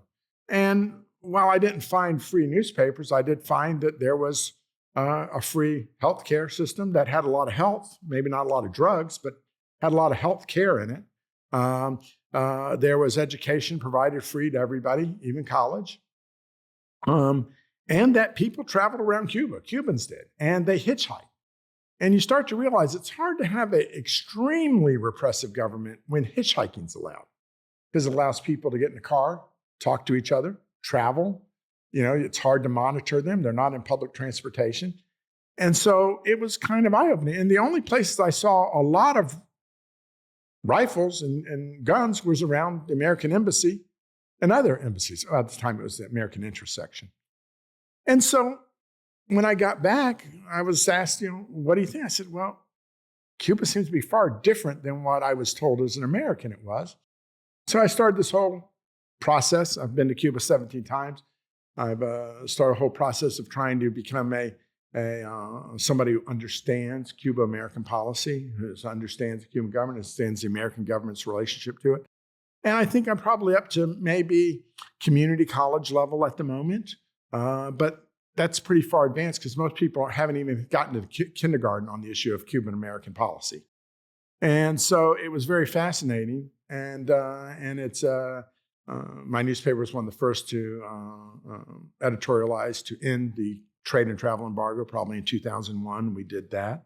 And anytime I've been able to talk to anybody with any power, I've encouraged them to end the trade and travel embargo. I don't think it's accomplishing what we wanted to. And I think it hurts Cuban people, and I think it hurts us, and it hurts Tampa. And so anyway, it was my political opinion. It certainly had a cost. It's not a cheap thing to have a opinion contrary to U.S. government. And some of that has been some intimidation from the FBI and from government officials. Some has been intimidation from the community. Wow. And a lot of it is from listening, right? Association, just listening. It's listening and then understanding, having some Compassion. First of all, compassion for the words you're hearing. Is there truth to them? Let me learn. Let me understand. And what would I do if I was in that other person's shoes? It's easy to pass judgment. It's hard to empathize with where somebody is and to understand it. Now, maybe they're still wrong at the end of the day, but there might be reasons for the wrongness. You have to understand why they're wrong. Yeah, right? Yeah, and why we can't back away from positions. What keeps us frozen into these things? Yeah. Or why you can't agree on something. Many of us have family where, somebody in the family doesn't like somebody else and they haven't liked each other for 40 years, but nobody knows why anymore. And whatever the reason why is doesn't even exist anymore, but it's still there, And so I think that, we all remember the Cuban Missile Crisis, but I don't know if a lot of people could tell you, well, why are we still in that attitude this many years later, and there's not a lot of good reasons. There are reasons. They're just not good reasons. They're all bad reasons. Sure. But part of my ignorance of Cuba was because of my father. My grandfather, of course, had to be replaced by my father because of my grandfather's relationship to Fidel Castro. And so when my father got the newspaper, he just made a blanket that we're never going to write about Cuba again. And if it is, it's going to be about a hurricane or something like that. We're not writing about politics at all. So, and then my father also, when people would ask him what his ethnicity was, he would say we were from Spain. He did not say he was from Cuba. Now, my grandparents were from Cuba. And the reason why was because he didn't want to be associated with the Cuban exile community that had come up here and punished my grandfather and were stationed in Miami. And so I started to realize that there was a bunch of people in Tampa who said they were from Spain, but it's because their parents decided no longer to be Cuban. Because, of course, America knows Cubans as all Republican Cubans, all of them exiled from Cuba, all of them in this stereotype. They don't remember the Cubans of Tampa who were here from the beginning of Tampa, who came here because they wanted to, who didn't come here because of Cuba itself, but came here for a better life, better country, and all these other things. And so most of the world doesn't realize there's two different Cubans. In America. They think of only one Cuban here. And so my father didn't want to be. So like I said, when I said I knew nothing of Cuba, I didn't even know my grandfather was from Cuba. Wow. When I met the Cuban ambassador. So not only did I have an experience to learn about Cuba, but I had my own experience of learning about my grandfather, his positions on Cuba, and the repercussions that he faced because of those. Yeah, I didn't realize. And so it also became a personal journey of mine and a journey of my family's to understand the Cuban-American policy and to take a position that I think would have made my grandfather proud, but also that I think is the right position. Sure. Because Cuban migrants started coming over to Tampa, I believe it was like the 1880s, give or take, which is 70 years before Miami. Oh, yeah. Yeah. Miami's nothing. It's so new, right? Yeah, absolutely. Yeah. And then they'd been coming to Key West before that. Yeah. And they'd been coming to Pensacola before that, and Galveston, Texas, and all this. So, you had this whole immigration. What a lot of people don't realize is that, Northern Europe, their immigration to America came through New York, Ellis Island, and then split out. Well, most of the Italians and Spanish came through Havana, and then they spread out. So Havana was really the Ellis Island of the South. So after they did Havana, they would then sail to Galveston, Texas, or they would then sail to Biloxi, Mississippi, or to New Orleans, or to Tampa, or to St. Augustine, or to Pensacola. And so it really was the Ellis Island of the South. Very cool. It's interesting, as we celebrate America's 250th anniversary, I have a feeling that we're not going to really celebrate the Hispanic side of it. But most of the American states had more effect on them early on from Spain than they did from England. Yeah, people don't realize how old St. Augustine is. Sure. The oldest one in the United States, I believe, right? The oldest one in the continental United States, Puerto Rico, would be the oldest American city. Correct. Then you have St. Augustine. And then Santa Fe, New Mexico is number 3. Which is very odd when you come to think about it. Once again, it's the Spanish Empire. Yeah. 70 years before the English settled Jamestown, the Spanish had forts in Tennessee. I did not know that either. And so people just don't realize how extensive and how far Spain led the other European countries in its occupation and discovery and exploration of this continent. The whole country. Yeah. Continent, correct. So you just noted this one experience really changed your outlook for a long time. Sure. Right? Were there experiences that your dad or grandfather had with specific people that changed their outlook? Were they fond of certain people they met? I am sure they were. I don't have necessarily any, I'm sure my grandfather's relationship with Dr. Vallenata was certainly a big. My grandfather's relationship with Fidel Castro certainly changed his life trajectory. My grandfather's relationship with the Spanish ambassador probably changed his life's trajectory. My grandfather's support of the Spanish Republic and the Spanish Civil War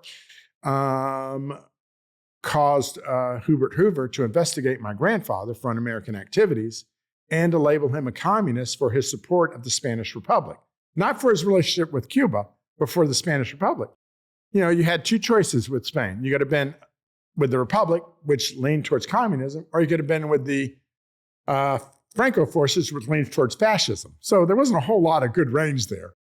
And at the time, America was a little bit more on the side of the fascists than they were on the side of the communists. So I got my grandfather's FBI file, And so it has that document in it. And then it has years later where the FBI said that he wasn't a communist, that Hoover had made a mistake. Wow. Which I thought was interesting. How do you get those files? You just ask for them? Yeah. Public information requests. Yeah, I have my grandfather's, and I have July 26th organization, which is my grandfather headed up. July 26th organization was the fundraising arm for the Cuban Revolution under Castro. So there was there was one here in Tampa, there was one in New York City, there was one in Mexico City, and then the one for Cuba. And so they would raise money to help fund the revolution against Batista. Wow.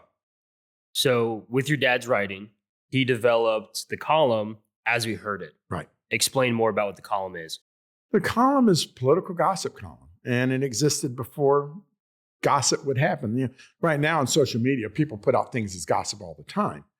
You know, back then, nobody would do that. And so Roland would put it out as political gossip. Like I said, he would have these sources, some of them made up, and he would talk about who was working for who was going to get elected. He would predict elections. He would endorse people. He would go after certain governments or certain government people. He used to beat up a lot on the Tampa Police Department. He used to call them. He called them the Public Masturbation Squad, because they had a group of people who would go out to the bus stop to go look over the bathroom, in the men's bathroom, look over the walls to see if there was guys masturbating or having gay sexual relationships so they could bust them. And so he used to write about this because it was such a bizarre use of police forces. He would had another group that he would call the Pubic Hair Squad. And they would send vice cops to the places with the girls dancing in bathing suits. And so the vice cops would drink all week on the public dollar. And at Friday, they'd be drinking there from Monday to Friday. And on Friday, they'd arrest any girls whose pubic hair might have been sticking out of their bathing suit, and arrest them for like public indecency. Indecency, or something? yeah. Wow. And so that was another great thing that he thought was a horrible waste of taxpayer dollars and things like that. Of course, didn't end up a lot of friends with the police department. So he always have to watch his back. Occasionally, I watch my back too. There's times when I'm leaving a place, I'll walk the block to see if there's a cop around when I've been really heavy against the police. Would people buddy up to your dad to try to get like good press? Sure, yeah. Somebody asked me the other day, do I have any friends? I said, no, I don't have any friends. I'm in the newspaper business. You know, it's hard to separate yourself. It's hard to separate me from Patrick Manteiga, publisher, from Patrick Manteiga, person. I'm sure it was even harder for Roland to separate himself from those two. So when you have friends, would you have ever had them had you been a truck driver? Would you have ever had them had you been a bartender? Would they have stayed with you this long? Were you that charming? Or is it also because you have interesting things to talk about? People know you. You have keys to certain doors. Is this part of it? And so, I have political friends, and a lot of times I tell those political friends, listen, you have political friends. Political friends means they're friends so long as you're in politics. The day you retire, they're not inviting you to their kid's birthday party. They're not inviting you to this event or that event. They're only inviting you because of this. And it's hard to remember this. Of course, problem with newspaper publishing is it's a permanent job in our case. In my case, in my father's case, it isn't one that has term limits. Well, politicians have term limits. So generally they find out somewhere down the road that they don't have the friends they thought you had. In my case, you have friends and, but like I said, would I've ever had this relationship started had I not been in the newspaper business? Did your dad feel the weight of the responsibility that people are reading and listening and valuing what he has to say? Yes, absolutely. Yeah. He would form some things to be off limits, and I know that, I know from experience, because I know it, there's days when you write something and you write something strong and you get kind of a cold sweat after you write it and it gets published. How's it going to come off? Who's going to hate me for this? What's going to happen? And it's done and over with. You can't do anything. It's out of the, it's out there. It's printed. You can't retract it. You can't edit it even. And so I'm sure he had those days. He didn't ever explain those to me. But when I started to take over from him, I had those days. I don't have them that often anymore. Occasionally I do, but not too often, where you wonder how it's going to come across. Now you just do it and you say, okay, I did it. Well, that's good. It is. Although sometimes it's good to double think. Sometimes it's good to wonder if you went too far, or if you you went too strong, or could you have been nicer about it or different about it. We should always have those thoughts occasionally. Keeps you honest. It keeps you humble. Yeah. I don't know if honest is the correct word. Sometimes being less honest is a little bit more kind than being too honest. And you know that I write every week. Sure. I've told you that. I've read about, I don't remember who said it, but I read the actual definition of the word humble. Mm-hmm. And then I don't want to butcher it. People can look it up, but it's actually to think less of yourself. Mm-hmm. So modesty is really the real true definition of how we all use the word Sure. humble, Yeah. hustle and humble, always stay humble, Yeah. so on and so Yeah. forth. But modesty really encompasses. It is. And I've noticed that when in the days when big papers were big and they had more money, they seem to have no humility.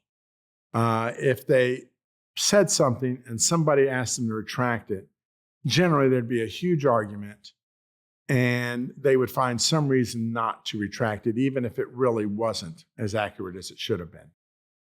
I have found it's a lot easier just to say, I'm sorry. Sometimes, if you hurt somebody, sometimes it's okay to say, I'm sorry. And it's okay to say it in print. I think that makes everybody feel better and certainly keeps lawyers away from your door. When you have the humility to say, listen, I took a shot at you in public. You called foul on it. I can see your point. I'm sorry. Not that I'm wrong necessarily, but I am sorry it hurt you. And I probably could have put it a different way, but I didn't. So I'm sorry. More gentleman-like. I think, if they put on my obituary that I'm a gentleman, I'm happy with that. I think it's a high compliment. Touche, right? Yeah. Did you feel the weight or the responsibility when you inherited writing the weekly column? Oh God, yes. Yeah. Yeah. It's a lot of weight. It's inheriting it. Yeah, of course, you're being compared to the last writer of it. It's not writing something from scratch or new. You had to gain the trust of the people who were his informants, and I inherited a lot of those. You had to gain your own, and then you had to find your own voice. Your style and things like that, and then you end up getting a lot of people who are feeding you, and you have to learn: are they feeding you for you? Are they feeding you for them? Are they feeding you in a bad way to send you in the wrong direction? So you have to learn to, who to trust, who not to trust, what's a good source, what isn't a good source, and how to distance yourself from those that you don't want to hear from down the road. How did, as we heard it, evolve from your father into your hands to today? I think I probably do a lot more in-depth and more research-based stuff than he did. He did a lot more shorter things and a lot more things about this person's working for this person and stuff like that. I tend to do a little bit more where I think I have to explain things out more. First of all, I think that people nowadays aren't getting a lot of information from others. And so a lot of times you're having to explain something. And I think that our problems are a lot more complex nowadays. I thought you were going to say the attention span too. You got to repeat things because of the attention. I don't know if I think if you're going to pick up a newspaper and read off the print, I have your attention span for a little bit, right? I don't have to catch you with the next flip, which is really fast. I got to catch you with the next page turn. So if you bought my paper and you're sitting there with it, I think I got you for my column. I just got to keep you interested. And in some cases, like I said, I have to explain to you, we have a raise deal coming up. Well, how many people really know what they're talking about, what the risks are, what the risks aren't, that we're going to bond money, how we're doing things? They don't know those details. They see that we might get the raise and they want $400 and some odd million from sales taxes.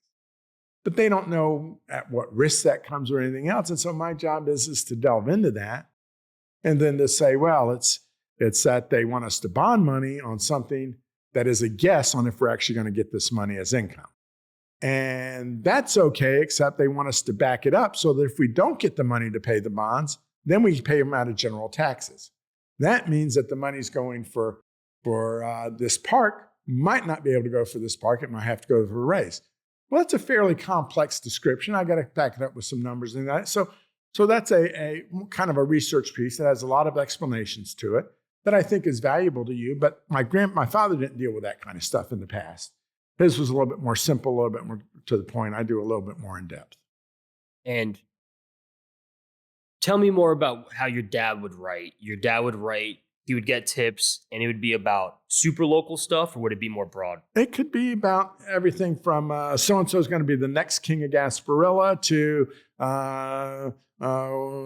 this person's going to resign soon from their office, and this person's got the pathway of getting into that office because these people are going to endorse him, blah, blah, blah, blah.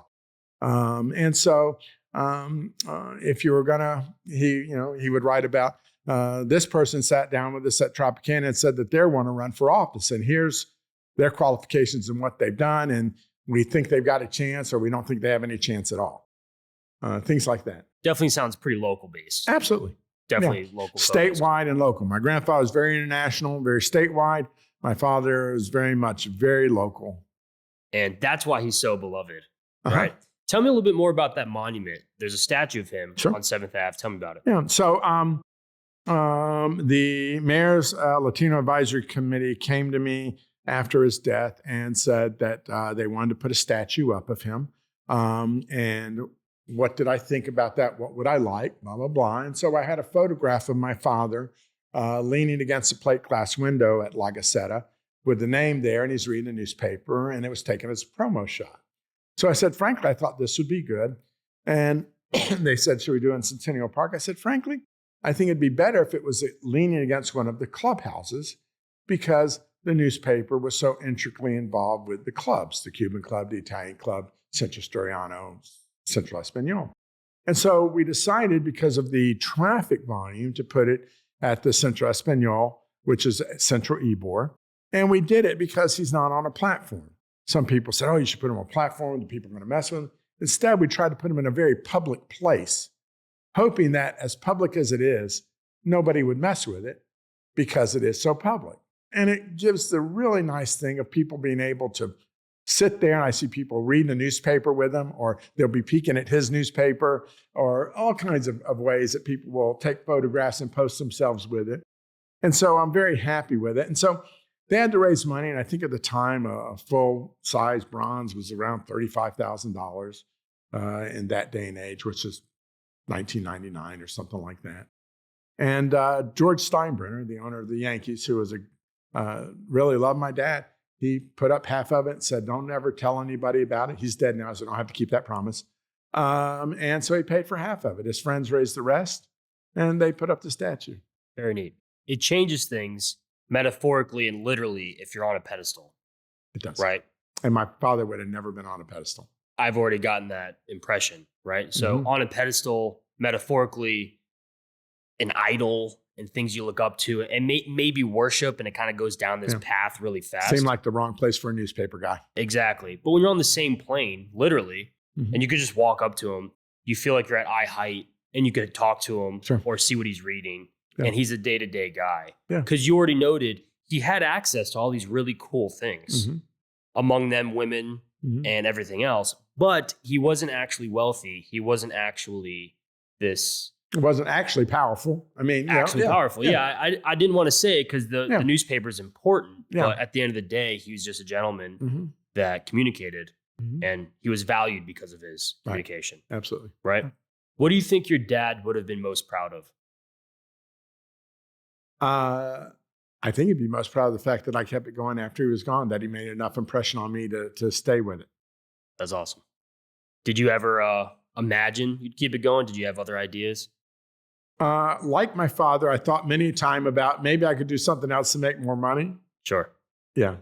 Definitely. But it is addictive. It is addictive. It is, it's, I tell politicians, I have a lot of politicians who are friends that it's addictive what they do. And so they have a hard time getting out of it, because one day everybody says you're smart and they want to know your opinions and they tell you information. And then the next day, nobody asks your opinion about anything.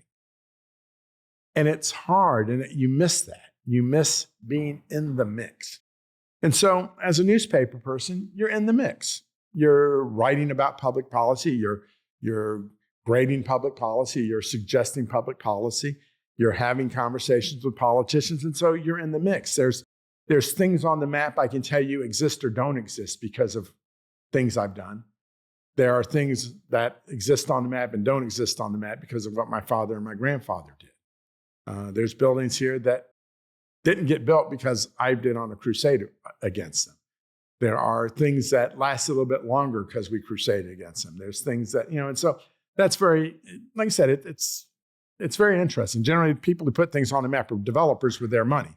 In this case, a newspaper can put things on or off the map with influence. It's cool. And it's cool that it continues to happen, even with the internet and TV and radio and social media. There's a lot more variables now. Right. Where you noted your grandfather started this.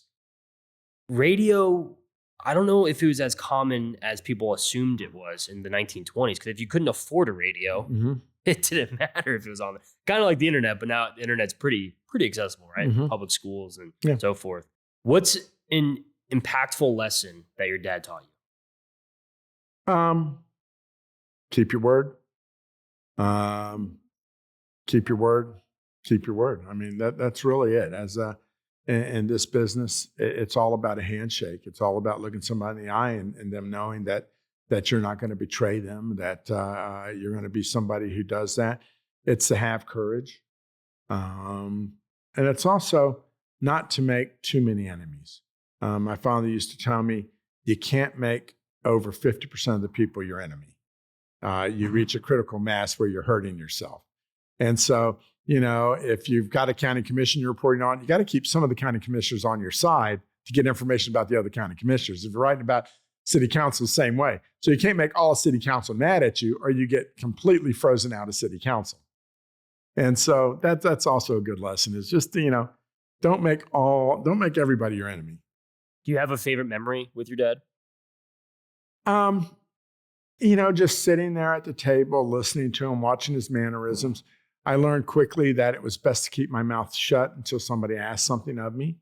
And it was a great lesson to learn. And I just learned so much from just watching him, the way he handled things. And it was a life lesson that I don't know how I could ever fit into a class in a college anywhere. We've talked a lot about your grandfather and dad because I found they're so integral into the story of the newspaper and your family and your history and story as well. So today, you are the editor and publisher of La Gaceta. Have been since 1998. Walk me through what is the day-to-day life of an editor and publisher of a newspaper. Checking your emails, looking at your other news stories, starting to print out a few things that you think you have an interest in, making a few phone calls, making a few public records requests, going to lunch with somebody, doing things to promote the paper like this and others, talking to staff, checking on people, making sure the work's getting done, proofreading, writing checks, making payroll. In small business, small newspaper business, just like other small business, you do it all. If the toilet gets clogged and there's not a janitor, guess who's unplugging it? It's not the person I hired to do legals, because they say that ain't my job. It ends up being my job. I've been on the roof before plugging leaks in a 3-piece suit. I've unplugged many a toilet in my life.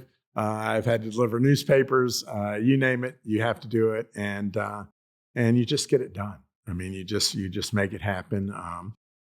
Being a small businessman in today's world is a great lesson, and everything is under your purview, and the buck stops with you all the time. You deliver the news in 3 languages.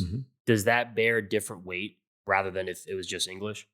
Well, the news I bear in each language is different news. So there's no translation. So I don't write something in English, it gets translated in Italian and Spanish. Somebody writes something in Spanish, it doesn't get translated into English. So So my Spanish writers what they write, my English writers write what they might, my Italian writer does what they want, and it all gets published. So know that the language issues don't have an effect that I know of. I've always had a trilingual newspaper, so I don't know any different. It does make me have to occasionally, when I'm pushing stories onto the Spanish language side, to understand what I think there's an interest in, to understand things that I'd like them to be interested in. Our newspaper world's gotten into a weird place. Back in the 60s, 70s, and 80s, newspaper staff used to meet, and they would discuss what the important story to them was and what they wanted to educate the consumer about. Today's world is they put things on the internet and they find out what gets the most clicks, and then they publish those stories. And then they say, okay, well, this story about these puppies that needed to be, adopted got a lot of clicks. So then they want to do one on kitties that need to be adopted. And then there's one about the turtle that needs to be adopted. And all of a sudden you go down a rabbit hole. And media goes down the same rabbit hole that we do as people who consume social media.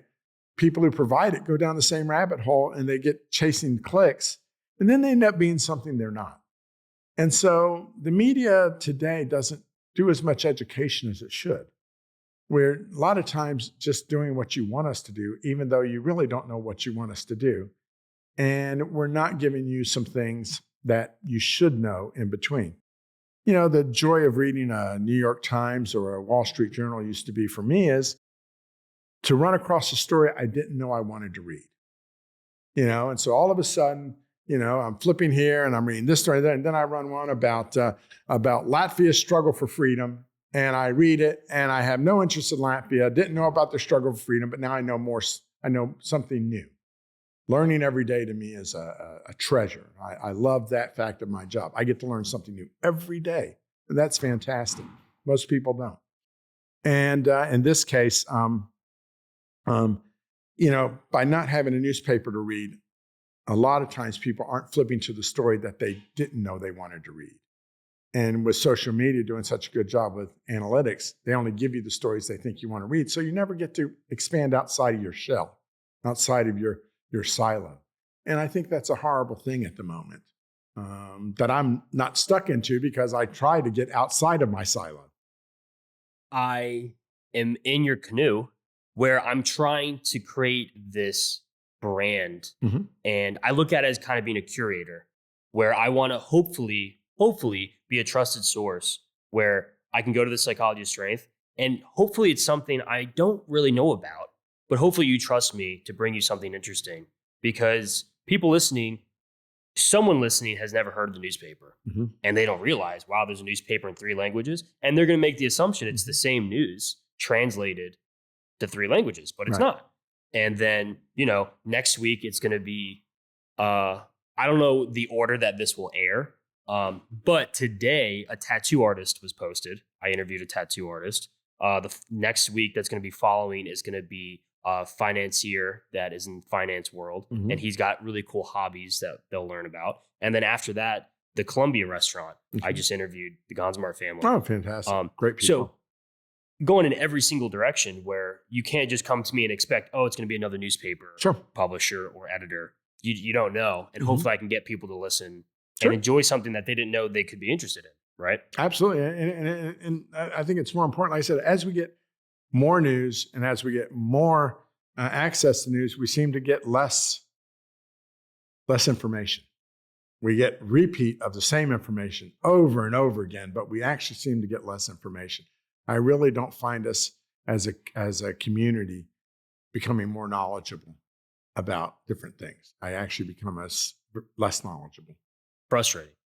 It is frustrating, because American democracy requires that the people at the helm need to be smart enough to know what decision to make. And I don't think Americans currently gather enough information to do a good job of steering our democracy.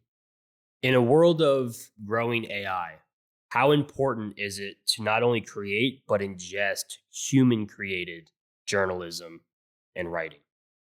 I think it's absolutely important. I have started to use AI as a tool, but I have to tell you, it's not I don't trust in this tool at all. And I find it making many mistakes, many errors.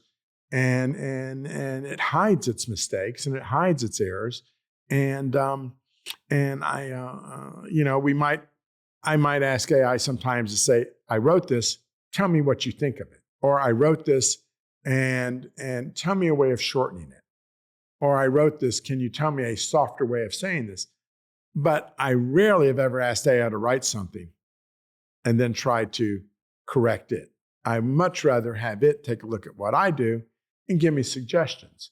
I think AI is going to be a problem to a lot of us because I think it's going to get fed a lot of bad information. All it can be smart about is what's already existing out there. If there's a lot of misinformation about a subject, you will find that it gathers up that misinformation as it was nuggets of wisdom and spits them back out at you. It regurgitates. It doesn't create. No. And so I think we have to, as we embrace it, we have to look at it and understand its limitations.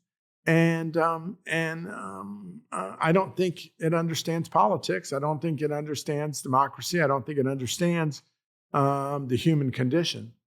And I think those are things that reporters need to understand and reporters need to deal with. And if AI wants to help us gather a little bit of research here and there, I think that's okay. But I think there's a lot of industries that tried to dive into it real quick and immediately got its hand slapped. I mean, the legal profession's had a lot of judges come back and just rail at attorneys for using AI as giving them sources of legal, case law, and that not exist. They never exist. Yeah, just make stuff up. I've read stories recently of a love affair between this guy and his AI created character, and the AI telling them to kill themselves so they could be together. And the guy did. I mean, this is weird stuff. I think it's happened more than once. Yeah. And it's scary, right? Yeah, absolutely. So you just noted the human condition. Mm-hmm. I think you'll agree with me that physical media, physical print is crucial to maintaining the human condition. Uh-huh. Where I can write something down and pick it up and I can hand it to you, right? There's no memory, there's no CPU, GPU, whatever. And then you could hold on to it. It's textile and it's real. And we're getting that with the newspaper. Yeah. And I can't revise it. Like I said, if it's there, it's there. So the revisionist history that you hear a lot of politicians do about, my post was this or that, and I pulled it down. It's there. It's exactly. in print. It's in microfilm in some cases. It's saved digitally in libraries and things like that.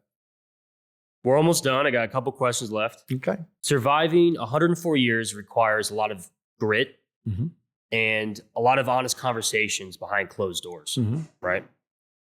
What are some tough calls that had to be made over the 104 years in business? At one time, we lost a bunch of customers who did legal advertising with us to a business that came in and undercut us.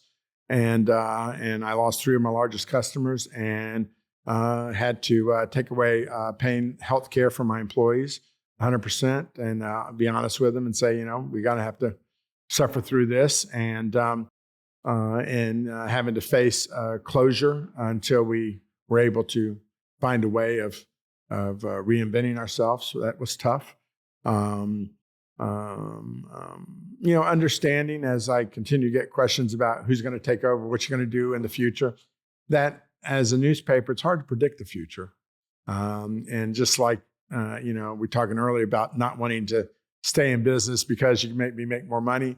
I've told my kids to find different businesses to get involved in as opposed to the newspaper because I'm very worried about them feeling stuck in this one and being able not to maybe make the money they could make or have as much freedom as they'd like to have.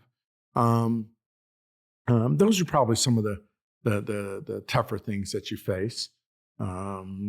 Lawsuits, people threatening you, understanding that you're on the wrong end of a legal fight that costs a lot of money and how you're going to deal with it.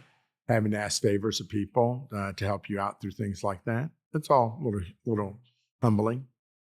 What are stories that still excite you today? Everything excites me today. I mean, I love writing about the environment. I love writing about politics. I love writing about corruption. I love writing about the good things. The people who really are true and move you. I love things that bring tears to my eyes when I write about them. Sometimes when you're writing a story and you're crying at the same time you're writing, that's really good. I agree. I described an interview, like I said, I record so many, I don't know the order that they may debut.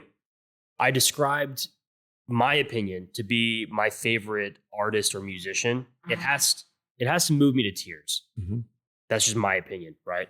So like my favorite musicians, if I haven't literally been moved to tears from their art, I really like their work, but I can't claim that they're like truly my favorite. And people can find that with reading books. They can find it with watching film. I've had numerous people reach out to me with specific interviews that I've held. And they said, I was moved to tears. This brought back this memory. And, it's important. And it's human, like I've said. Sure. You're not going to get that from an AI. It feels hollow. I know these people are having these relationships. And I almost feel sad that you can have this genuine relationship and experience the human condition. Or you haven't had enough genuine relationships to be able to judge one from the other. Exactly, right? And I hope this can help contribute to that. Yeah. So there's a lot of stories I look forward to, sure. Right? In a lighter note, how many contributors does the newspaper have? At the moment, probably about 20. Cool. Yeah. Very cool. Has there been more or less in the past? Yeah, it goes up and down. Yeah. We have people who write weekly columns for us. Some write a monthly column. Some are paid, some are not paid. Some write only in English, some write only in Spanish. So no, we have in fact, you have to do it more today than you used to in the past because the newspaper industry is tough. You have to be able to do more with less. And so, I underpay all my contributors. I understand, right? Yeah. I get it. How important is it that La Gaceta maintains the Italian culture? Because a lot of people speak Spanish across the whole state. Sure. I'm assuming, and I could be wrong, I think there's going to be less Italian speakers. Very few. Well, we'll keep doing it. We'll keep doing it because we should keep doing it. Of course. Yeah. It's pivotal, right? Yeah, it is. And some things you don't make money on. Some things you do because you just want to do them. At least that's a nice thing about owning your own business. You can make that decision. If I was a corporate world, I'd have to make decisions based on a stockholder. In this case, I don't have any stockholder to answer to. You don't have to do that. Nope. Beautiful. Yeah, it is. It right. is nice to be your own person. La Gaceta serves 10 counties in Florida. Yeah. Do you have plans for more? Yeah, we've been trying to stay off the internet. And so right now what happens is that you, if you go to the internet, you'll find little blurbs of what we have. And at the bottom, it'll say, if you want to read more, go buy a newspaper. But we're going to have to change that this year. And it's not because I want to, it's because the post office has become such an unreliable partner in delivering the newspaper. I love the people at the post office I work with, but I tell you, I've never seen anybody in management come up with a way of messing up a good thing than the people at the United States Postal Service. Currently, a first-class letter is taking 8-10 days to get somewhere, and I can't have subscriptions taking that long. The other day I looked and I had 3 late charges from bills because it took 10 days for the payment to get to Buddy. So now I have to pay all online.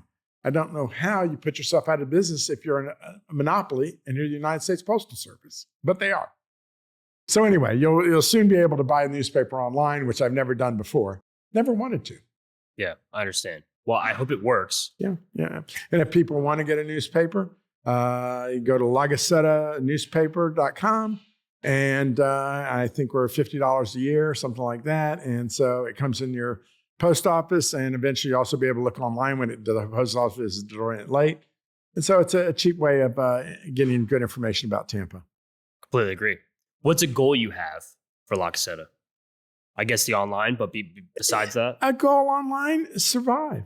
Every day I survive I met another goal. The goal is to make things better, to make our world better, to change things.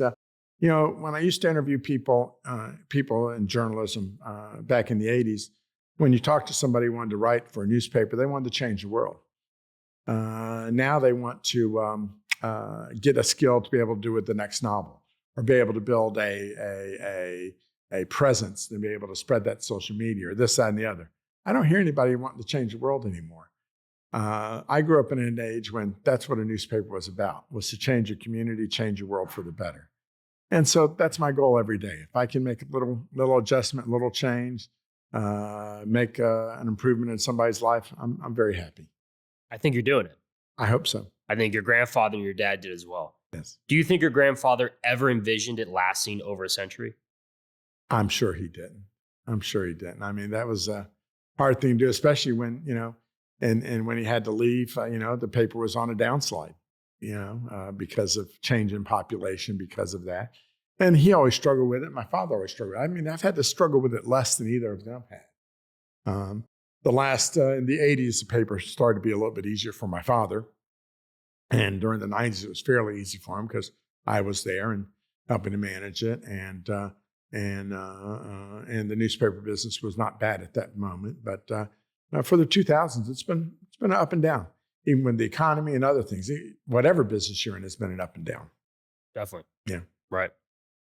Your resume, your list of achievements and accolades is very vast. I'm not going to sit here and read them all. I did read them all last night and past midnight this morning. But one title that's very cool is that you're the president of the Cuban Club Foundation. And if people haven't realized, we've been in the Cuban Club since 1917. You could see the stained glass behind us, and it says 1917 in the glass behind us. Tell me a little bit about the Cuban Club and the Cuban Club Foundation. Sure. A group of people, my family's always been involved in all the historic clubs here. My grandfather, there's a statue in front of the Cuban Club of Marti. My grandfather raised money for that, and the day they dedicated it, he gave the speech for it.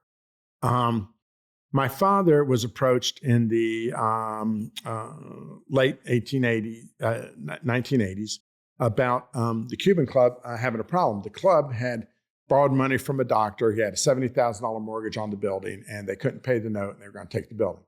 So some people came to my father and asked if he could help. So my father got together with Ray Grimaldi, who was a banker at Columbia, and a few others, and they formed this committee with the sheriff on it, some big Anglo, business people and things like that. And they raised the $70,000.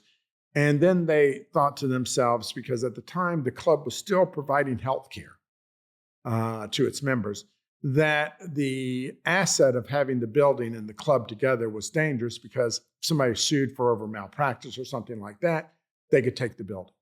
So they convinced the club to give the building to the foundation, which my father was on.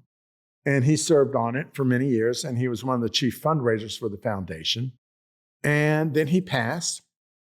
And so my wife was given his position on the board for a while and was one of the first female presidents of the foundation.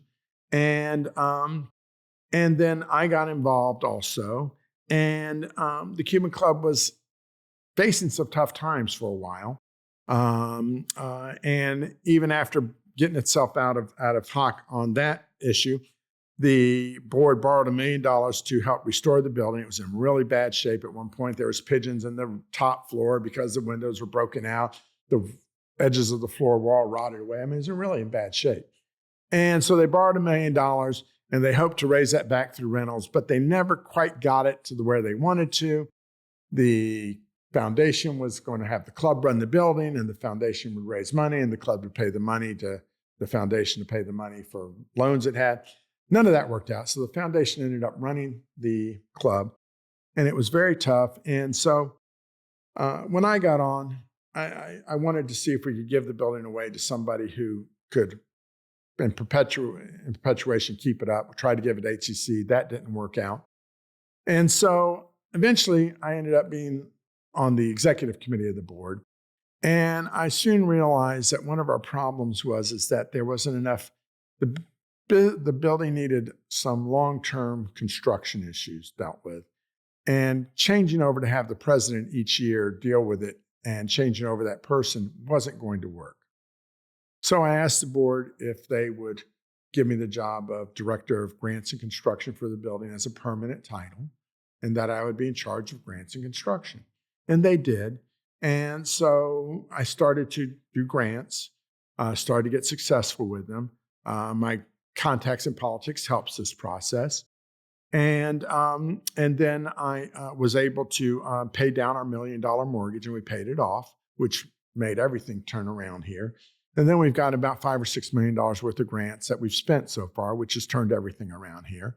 And now we make money, and we don't have to pass a hat to figure out how we're going to pay the mortgage this month. And we've currently spent $2.5 million on a project right now at the Cuban Club for windows and doors. And so I wanted to accomplish what my father hadn't, which was to get this building done.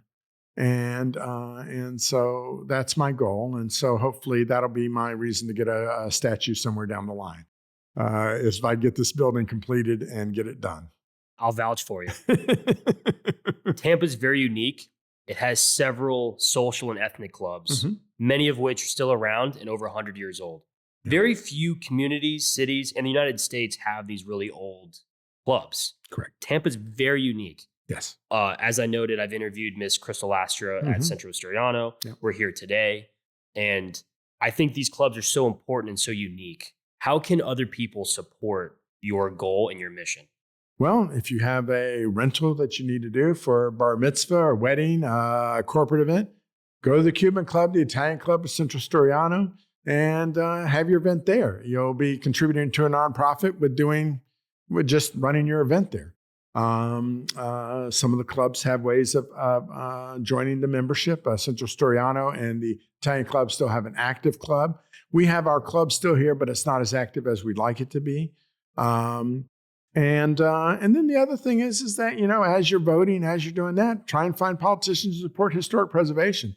These places don't exist without some love from government. So most of the grants that all of us get are through either county, state, or city governments, even occasionally a little national grant here and there. And I think all of us do a great job with the money, and we preserve these buildings a lot cheaper than if government itself owned the building. I found that my construction costs probably about half of what a government's would be because of the way they do things and the guarantees they ask for. And then even just keeping the building running. We have no full-time employees here. We're all part-time or 1099 employees.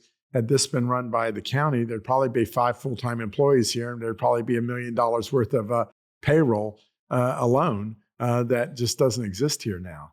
And so, getting a little bit of support on capital projects for these places really allow them to stay here. And these become museums, they become part of our tourist industry here. When you come to Ybor City, there are tours that start inside this building and then spread out through there, and some are on facts and some are on other things. We have ghost tours here. We're supposedly one of the most haunted buildings in the state of Florida. And so, that brings in tourists here and tours here. And so I think it's part of the Tampa fabric, and what makes us different than Orlando or other places. The rich history. Yes. And these buildings preserve that. Yes, and them existing. Because Florida's history was fairly recent, and therefore a lot of it's all been torn down in many cities. Downtown doesn't have many historic buildings anymore because they just tore them all down. Ybor still does, but even those are at risk with the current development issues that are going on. Yeah. Well, I hope this really helps. So please check out the Cuban Club. But more importantly, in my opinion, please check out La Gaceta. I've got the newspaper right in front of me. This was, I think, 2 weeks prior. The first time that we had met each other. It's extremely neat, and you have few excuses because if you speak English, Italian, or Spanish, they have a newspaper for you. So I really want you guys to support them. It's local news, and more importantly, support journalism, support your local economy, and support physical media. I find it so important. It's you can't have an American democracy without the fourth estate, and the pressures on journalism here and around the world are making things very difficult. I don't know if Americans really appreciate their press, but there's not many like it. And this one certainly has not getting a whole lot of love and support from the public. And so, like I said, without a free press, I just don't know where we go. I agree. So I have a gift for you. Sure. I did not tell you before. I tell you every episode, all the people listening, Field Notes is a brand I would love to support. Okay. They're American made. All right. And they're nice. I like the texture, and it just feels quality. Oh, right? very good. It doesn't feel cheap. So I write all my notes in field notes. I give every guest their own field notes. This Fantastic. one's smaller. It fits in your pocket. Great. I hope this can help contribute to a future column. I will pull it out after I get somebody at ease and telling me stories, and then I'll pull it out and start writing in it. Just like your dad. And then the pen slowly follows, and then you slowly write notes, and then you ask him some questions afterwards. Absolutely. So I want you to have that. Well, this has been very enjoyable. I really appreciate the interview. I appreciate what you're doing. I mean, it's fantastic. Of course, I have 2 things left. Sure. I have a huge thank you to Miss Tiffany, one floor below me. And I want to thank you as well for letting us not only film in the Cuban Club, but spending so much time with me today. I know how busy you are. I hope that this helps the newspaper and not just the Tampa community, but people learn about journalism and stories that we didn't know exist, right? Yes. I'm going to start this new habit. Please, if you've made it this far, consider subscribing. Help me continue doing this each week. I put out a different episode, different guests, different location every Monday. And I don't want to stop. I don't plan on stopping. So please help subscribe and share this online. Share this with someone you think would enjoy it. The last question, actually before last question, this is a series I have running. I call it the Heritage Series. Okay. I'm trying to interview as many long-lasting companies as I can. Okay. I'm really trying to keep them over 100. So that makes my pool pretty limited, but I've been doing pretty well. La Gaceta fits the bill. 104 years in business, 3rd generation. We can learn so much from companies like yours, like your families, because anyone can start something and it can collapse in 6 months or a year. But to go generation to generation, and like we talked about, the grit and the evolution of 100 years, we have a lot to learn, and we need to keep these companies around, just like the social clubs, to learn these lessons. Sure. Because there's lessons that you've learned, that your dad learned from his dad, that we can pass that on rather than just make this mistake 3 years from today. So this is an episode of the Heritage Series. Final question. I had noted before, my dad's greatest advice to me is to never waste a mistake. And I explain it every episode, but he told me it's not never waste just my mistake. It's any mistake. So I'm learning from you. I'm learning from stories of your father and his father and all these people that they've met. And people are going to learn from you as well. So just one, what is one mistake you've not wasted? Well, and if you say just one, there's, because frankly, mistakes are how we learn. And our biggest problem is a lot of times we don't realize it's a mistake, we won't admit it's a mistake, and therefore learning from it's a little bit tougher. I'm quick to understand my errors and to try and improve on them. Many years ago, after I took over from my father, I wrote about somebody gave me some information about a county commissioner who was having marital problems, and I wrote that county commissioner was soon to get a divorce. I ran into that county commissioner probably 8 or 9 months later, and he said, "Well, my marriage is back together. No thanks to you, but yeah, we're back together." And I thought about it, and I walked away from it, and I thought to myself, did I really need to write that his marriage was on the rocks? Did it really matter to the public? Was there really going to be a change in his performance? Should I have written it as, that maybe there would be a change, or should I have waited to see if there was change there? And I decided that at that point, I would do my best to try and stay away from writing about people's wives or husbands or their kids, and that there'd have to be a really high standard for me to go there. And so that would be, I believe it was a mistake to write about a pending divorce.